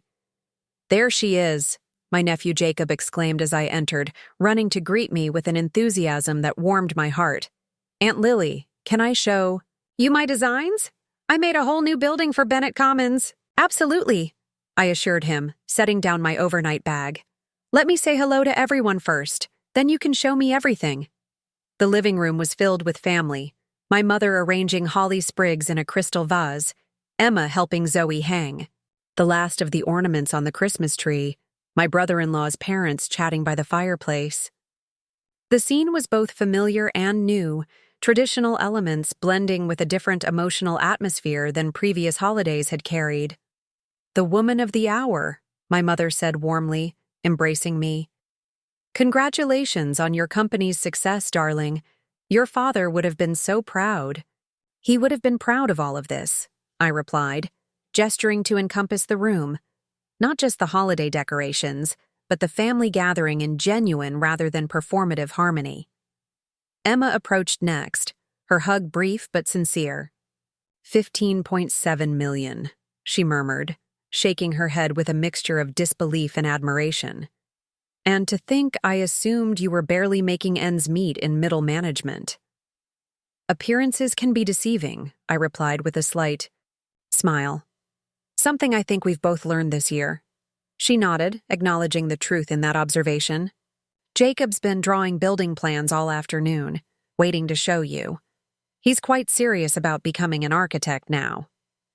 "I can't wait to see them," I said, genuinely looking forward to my nephew's creative efforts. His interest in the Bennett Commons project had become a bridge between Emma and me, a shared point of connection unmarred by our complicated history. The evening unfolded with a naturalness that had been absent from family gatherings for years. Conversation flowed easily, touching on everything from Bennett Commons developments to Blue Matrix's expansion to Jacob's architectural ambitions and Zoe's recent science fair victory. Even when the discussion briefly turned to potentially sensitive topics, like my father's foresight regarding the land's value, the old tensions remained subdued, replaced by a more thoughtful engagement with our shared history. After dinner, as the adults lingered around the table with glasses of wine while the children played in the adjacent room, Emma broached a subject I hadn't expected. "I've been thinking about what you said months ago," she began, her tone contemplative rather than confrontational, "about how keeping your success secret wasn't just about independence but about proving something. I think I understand that better now." I waited, giving her space to continue at her own pace. For me, it was always about being seen, being recognized, she continued, tracing her finger around the rim of her wine glass. Dad's approval, Mom's attention, recognition from clients, envy from friends. External validation was how I measured my worth. My mother reached over to cover Emma's hand with her own, a gesture of support that would have been unimaginable just months ago, both the vulnerability from Emma and the quiet acknowledgement from our mother. When I saw what you'd built, this successful company no one knew about, not even family, it challenged everything about how I'd structured my life, Emma admitted. You created this incredible thing without anyone watching, without seeking approval at each step. I couldn't comprehend it at first. We're different people, I said simply. We always have been. Yes, but I think Dad understood that in ways I'm just beginning to, she replied. He knew I needed different things from him than you did. He gave me constant encouragement because I required it. He gave you space and independence because that's what you thrived on. My mother nodded slowly. Tom was more perceptive than I often gave him credit for. He saw patterns in behavior, in relationships, that I missed completely. He saw potential in both of us, I agreed. Just different kinds of potential that needed different kinds of nurturing. As the conversation continued, I realized we were engaging with our family history in a new way, not through the lens of competition or grievance, but with a genuine attempt to understand the dynamics that had shaped us, for better and worse. It wasn't perfect reconciliation, not yet. But it was honest reckoning, the necessary foundation for authentic healing. Later that night, after the children had been tucked into bed with promises that Santa would indeed find them at their grandmother's house, I joined my mother on the back porch. Despite the winter chill, she had always loved sitting outside on Christmas Eve, watching the stars while sipping her traditional glass of port. I keep expecting to see your father come around the corner with more firewood, she said softly as I took the seat beside her, especially on nights like this. I know, I acknowledged. I feel his absence too, but also his presence in strange ways. In the land development, in conversations about values and legacy. She nodded, her profile illuminated by the soft glow from the kitchen windows. He would be pleased with how things are unfolding, not just the projects, though he would certainly approve of those, but with how the three of us are finding our way back to each other. It hasn't been an easy road, I observed. The worthwhile ones rarely are, she replied, echoing one of my father's favorite sayings. After a comfortable silence, she added, I owe you an apology, Lily. One I should have offered months ago. For what, specifically? I asked, not unkindly but genuinely curious about which aspect of our complicated history she was addressing. For never truly seeing you, she said simply. For assuming your quietness meant you needed less attention, less support, less recognition than your sister. For not asking the right questions about your life, your work, your dreams. The directness of her apology, free from excuses or qualifications, reflected the new honesty that had been developing between us since the town council meeting. I accepted early on that Emma required more active parenting, I told her. She needed the spotlight in ways I didn't. It wasn't that I didn't want your attention. I just found other ways to define myself when it wasn't readily available. My mother's eyes glistened with unshed tears in the dim light. But that's just it. You shouldn't have had to. A child shouldn't need to be demanding to receive equal consideration. I reached over to take her hand, finding it cold despite her gloves. We can't rewrite the past, Mom, but we can acknowledge it honestly and build something better going forward. She squeezed my hand in silent agreement, and we sat together, watching our breath form small clouds in the winter air, the vast, starry sky stretching above us. In that quiet moment, I felt my father's presence more strongly than I had since his passing, not as a sharp pang of grief, but as a gentle certainty that he would approve of this careful, honest rebuilding of family bonds. Christmas morning brought the chaotic joy of children opening presents, followed by a lazy breakfast that stretched into midday. As we cleared away the dishes, Emma approached me with an envelope. "I was going to wait until later," she said, uncharacteristically hesitant, "but this feels like the right moment." I opened it to find a formal letter on her real estate company letterhead, offering her services as commercial leasing manager for Bennett Commons at a standard industry rate. "You're applying for a job?" I asked, surprised. She nodded, maintaining steady eye contact despite her evident nervousness. "A real position, based on merit and expertise. No family favors, no entitlement. I want to earn my place in this project." The formality of the approach, a proper business proposal rather than an assumption of inclusion, represented perhaps the most profound shift in our relationship. Emma was acknowledging boundaries, recognizing that involvement in the project would be based on contribution rather than familial obligation. "I'll need to review this with the development team," I said, maintaining the professional tone she had established. "But speaking personally, I think your qualifications are excellent, and your knowledge of the local market would be an asset to the project." Relief and satisfaction flickered across her face.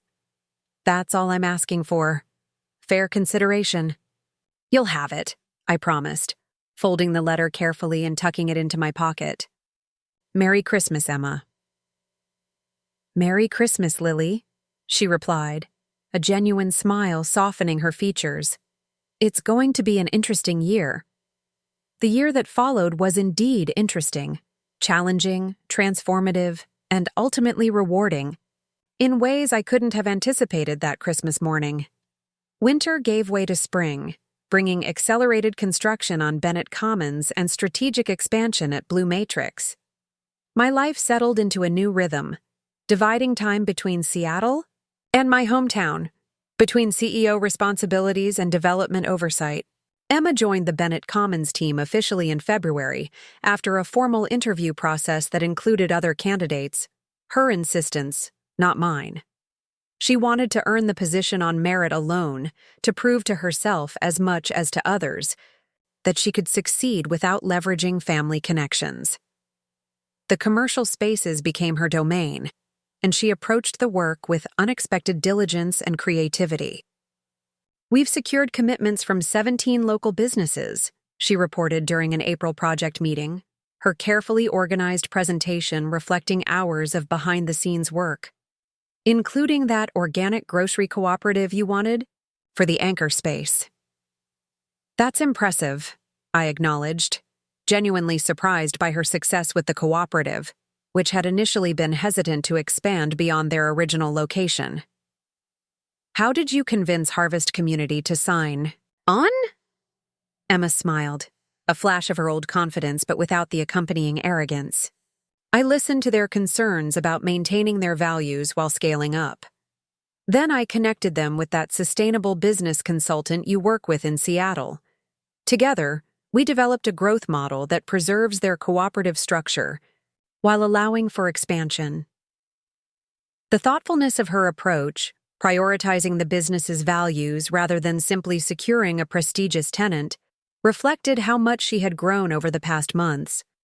She was applying her considerable talent and charm toward building something sustainable rather than chasing quick wins or status symbols. Our mother had found her own place in the project, coordinating community outreach for the educational programs that would operate from the Bennett Center. Her decades of volunteer work had given her connections throughout the town's social services, schools, and civic organizations, relationships that proved invaluable as we developed programs to serve real community needs. "The school district is interested in creating a technology partnership," she told me during one of our regular planning sessions. "They don't have the budget for a full computer science curriculum, but if we can provide the facility and equipment, they can allocate teaching resources." These collaborations, Emma handling commercial development, my mother coordinating educational partnerships, me overseeing the overall project while running Blue Matrix, created a balance that played to each of our strengths. We were building something together, each contributing in meaningful ways without competing for control or recognition. The groundbreaking ceremony for the Bennett Family Innovation Center in late May drew hundreds of community members. Standing on the temporary platform with Emma and my mother flanking me, I felt a profound sense of rightness, not just about the project itself, but about the healing that had occurred within our family to make this moment possible. Before we officially break ground, I said, addressing the gathered crowd, I want to acknowledge that this project represents more than just a development. It embodies values my father lived by, investing in community, building for the long term rather than quick profit, and creating opportunities for others to grow. I glanced at my mother and Emma, both watching attentively from their seats on the platform. It also represents a family legacy that has evolved through collaboration, through each of us contributing our unique strengths toward a shared vision. The Bennett Family Innovation Center will carry forward not just my father's name, but the values he instilled in all of us. As I handed ceremonial shovels to my mother and Emma, inviting them to join me for the symbolic turning of earth, we caught the glimmer of tears in my mother's eyes. Emma, ever more comfortable with public emotions than either my mother or I, didn't bother hiding hers, squeezing my hand briefly before we stepped forward together. Local media coverage of the event emphasized the family story behind the development, not the conflict that had initially divided us, but the collaboration that had ultimately brought us together. Bennett Women Carry Forward Family Legacy, read one headline, accompanied by a photo of the three of us with shovels in hand, standing on the land my father had so carefully assembled over decades. Summer brought both progress and challenges. Construction delays due to supply chain issues, ironically, the very problem Blue Matrix's software had been designed to mitigate, pushed back completion dates for several key structures. Emma's careful tenant relationships were tested when projected move-in dates had to be adjusted. My time was stretched increasingly thin between Seattle and hometown responsibilities. You need to delegate more, Dominic advised during a late-night strategy session in the Seattle office. Both here and with the development project. You can't keep this pace up indefinitely. He was right, of course. The strain of managing both worlds was taking a toll, manifesting in missed meals, shortened sleep, and a persistent tension headache that medication barely touched. The successful woman featured in business publications as the innovative founder of Blue Matrix was functioning on autopilot more often than I cared to admit. The solution came from an unexpected direction. During a routine project meeting in Nakiai, July, Emma made an observation that changed the trajectory of my professional life. You know, the systems you've developed for Blue Matrix could really streamline our construction management, she noted as we discussed the latest delays. The predictive modeling for inventory could be adapted to track building materials, anticipate shortages before they impact timelines. I've been thinking about that, I admitted, but adapting the software would require significant development, resources, and my team is stretched thin with our core business commitments. Emma's expression became thoughtful. What if we became the test case for your community development division? Use Bennett Commons as the pilot project to adapt your technology for a new market. The suggestion was brilliant in its simplicity. Rather than trying to manage two separate entities, Blue Matrix and Bennett Commons, as parallel but unconnected responsibilities, we could integrate them, using the development as a real-world laboratory for expanding Blue Matrix's business model. Within weeks, we had established a formal partnership.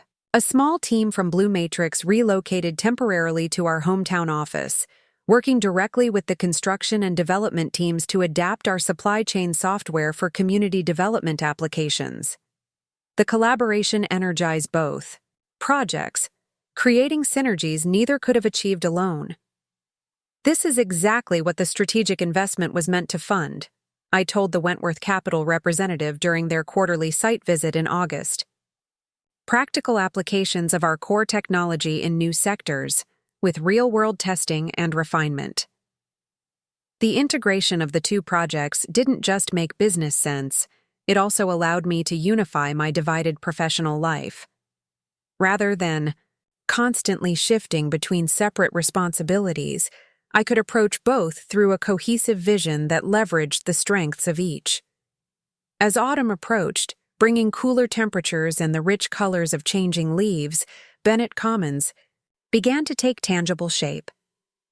The community center's distinctive curved roof became visible from the main road into town.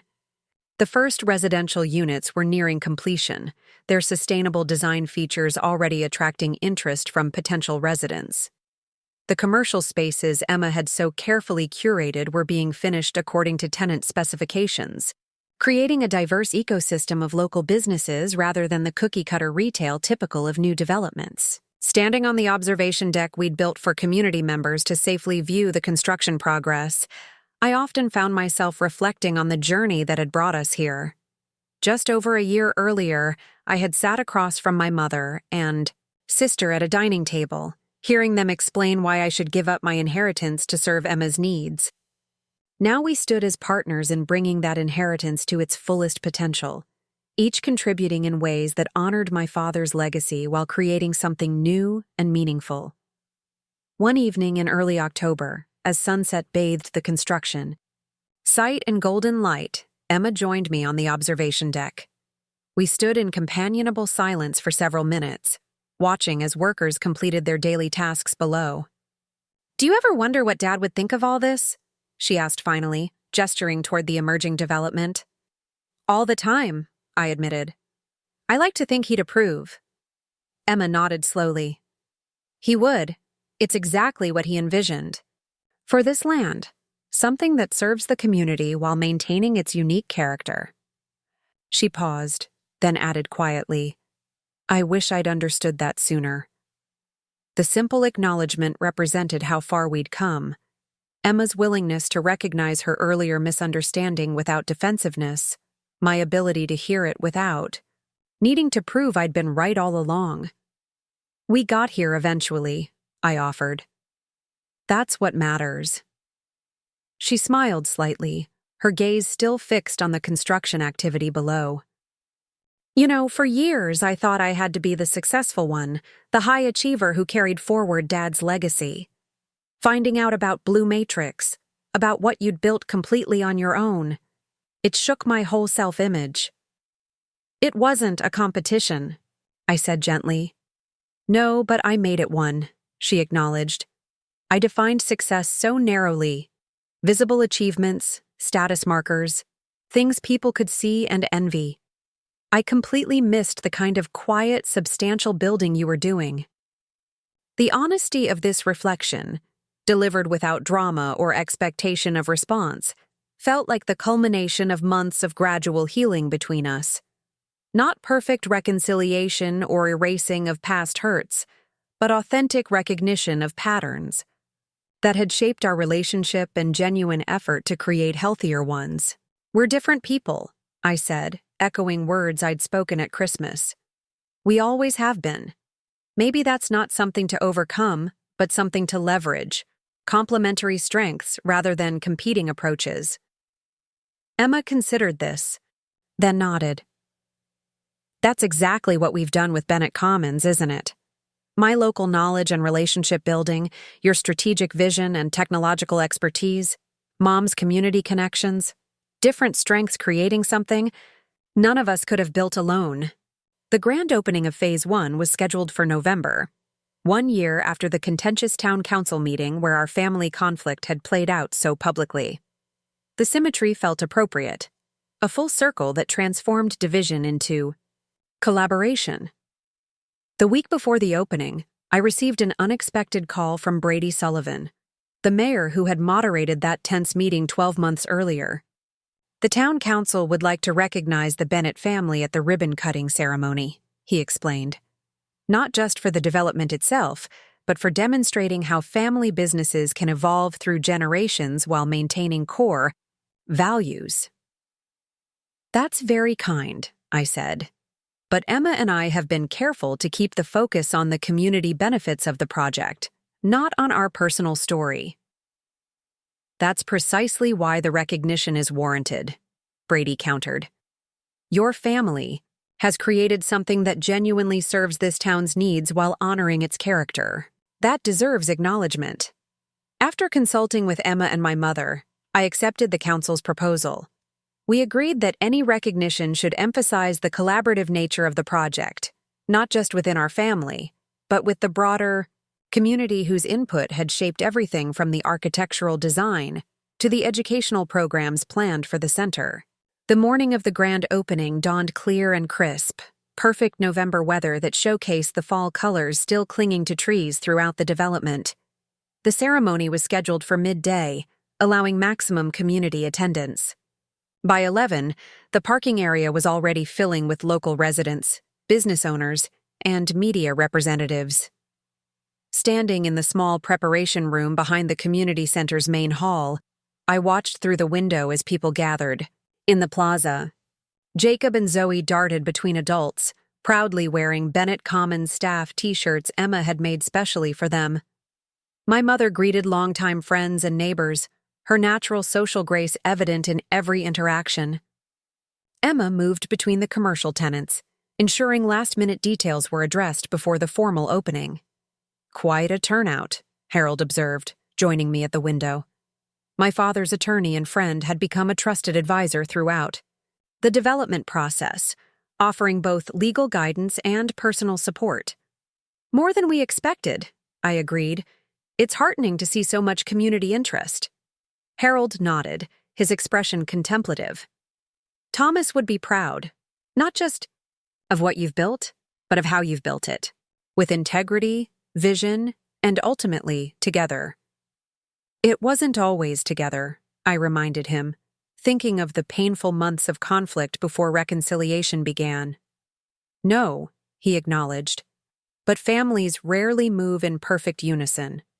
What matters is finding your way back to shared purpose, even if the path there has detours." The wisdom of his observation stayed with me as we moved to the main hall for the ceremony. The space was filled beyond capacity, with community members standing along the walls and spilling out into the adjacent corridor. Brady welcomed everyone, his genuine enthusiasm for the project evident in every word. "Today marks not just the opening of a development," he told the gathered crowd, "but the beginning of a new chapter for our community. Bennett Commons represents the best kind of growth, thoughtful, sustainable, and deeply rooted in local values." As the ceremony progressed, various stakeholders spoke briefly, the school superintendent highlighting the technology education programs, the head of the grocery cooperative explaining their expanded model, the director of the senior center describing new intergenerational initiatives that would operate from the community building. Finally, Brady invited my mother, Emma, and me to join him at the podium. "The Bennett family has been part of this community for generations," he said, "contributing to its growth and character in countless ways. This development continues that tradition through the vision and collaboration of three remarkable women." As we stood together, I felt a profound sense of completion, not an ending, but the establishment of a new beginning built on stronger foundations than before. My mother spoke first, her voice steady and clear as she thanked the community for their support and input. Emma followed, highlighting the local businesses that would bring the commercial spaces to life and the community benefits they would provide. When my turn came, I found myself temporarily overwhelmed by the journey that had brought us to this moment. From inheritance dispute to collaborative vision, from family conflict to genuine partnership. A little over a year ago, I began. This project existed only as potential. Lines on paper, numbers in projections, a vision of what might be possible. Today, it exists as reality because of the contributions of countless individuals, from construction workers to community advisors to business owners, willing to take a chance on a new concept. I glanced at my mother and sister standing beside me. Most importantly, it exists because of a family's willingness to transform conflict into collaboration, to recognize that different perspectives and skills can create something stronger than any individual vision. As we cut the ribbon together, my mother, Emma, and I each holding a section of the ceremonial scissors. The applause that erupted felt like affirmation not just of the development itself, but of the journey that had created it.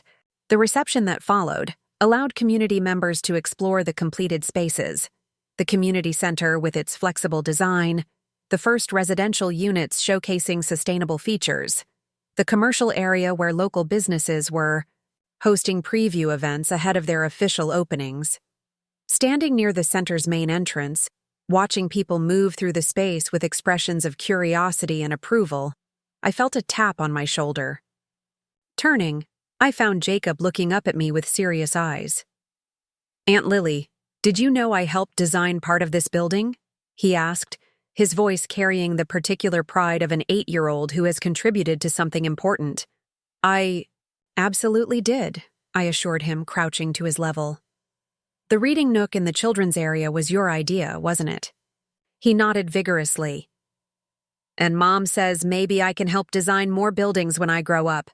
She says I have a natural talent for architecture." "Your mom is right about that," I agreed, glancing across the room where Emma was chatting with several of the commercial tenants. "You have a wonderful eye for design." "Mom says I got that from Grandpa," he confided. "She says he could look at empty land and see exactly what should be built there." The observation, simple but profound in its multi-generational connection, brought unexpected emotion. My father's legacy lived on not just in the physical development that bore his name, but in the talents and values passing to the next generation. As the afternoon progressed into evening, the formal ceremony gave way to a community celebration, with food from local vendors, music from a hometown band, and the particular warmth that comes from shared accomplishment.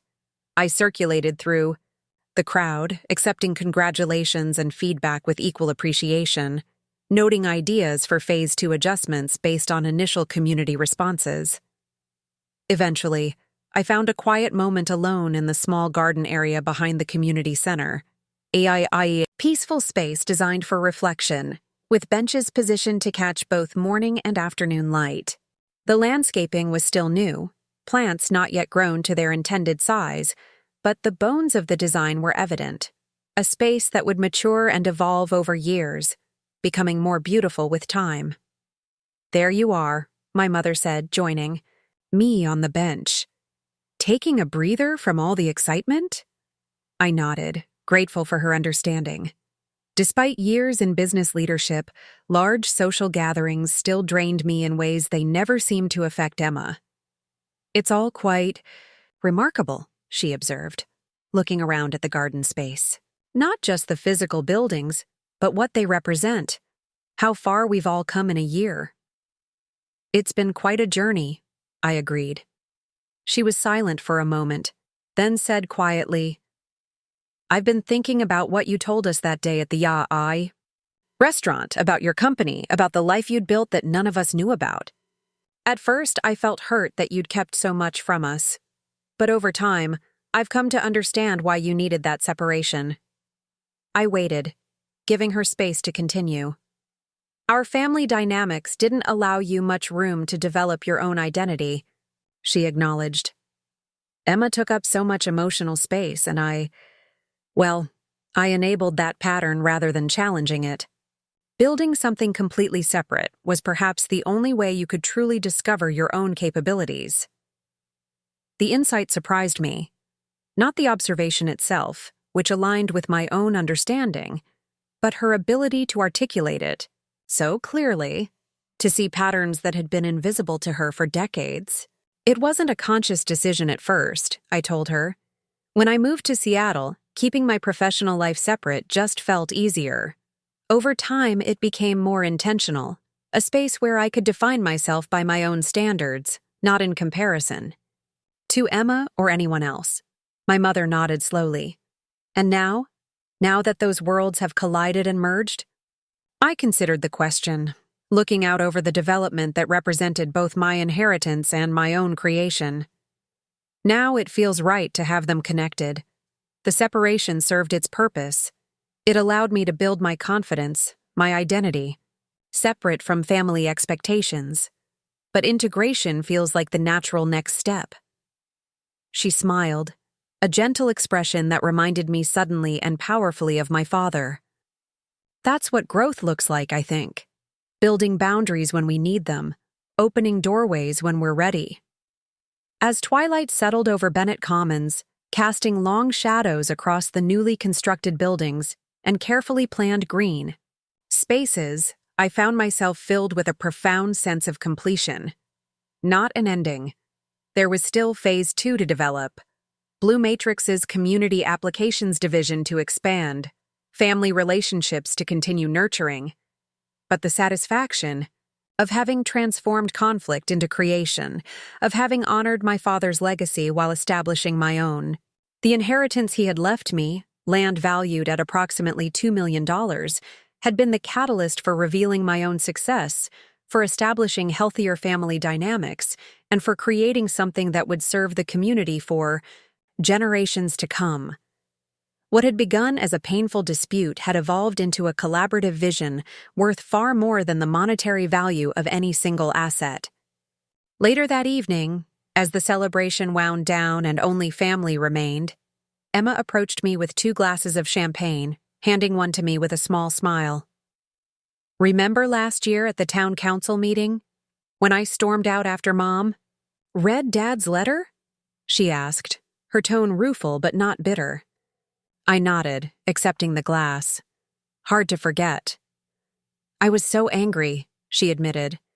Not just at losing control of the narrative, but at realizing Dad had seen me so clearly, both my strengths and my limitations. It took me months to accept that his decision wasn't about loving you more or valuing you higher, but about matching the right resource to the right steward.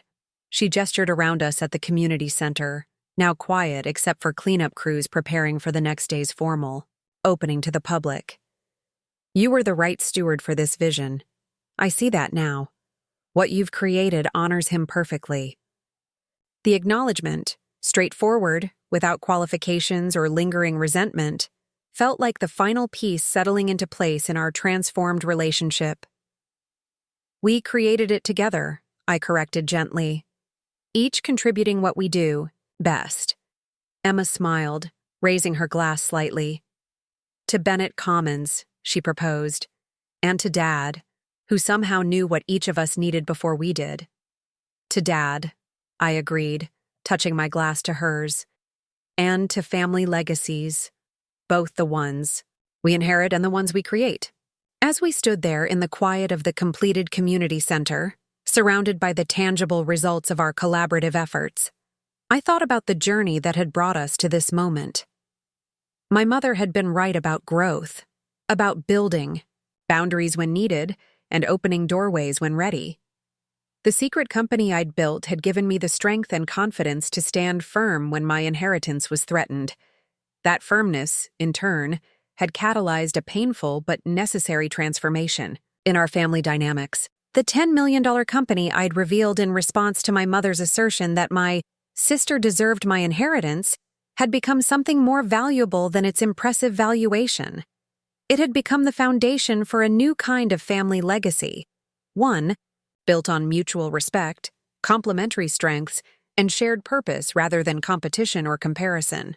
Standing beside my sister in the building that bore our family name, I felt a deep certainty that this was exactly what my father had intended all along. Not just the development itself, but the journey of growth and healing that created it. As his letter had said, the land represented possibility. Through conflict and reconciliation, through individual achievement and collaborative creation, we had transformed that possibility into reality. A legacy worthy of the Bennett name. Up next, you've got 2 more standout stories right on your screen. If this one hit the mark, you won't want to pass these up. Just click and check them out. And don't forget to subscribe and turn on the notification bell so you don't miss any upload from us.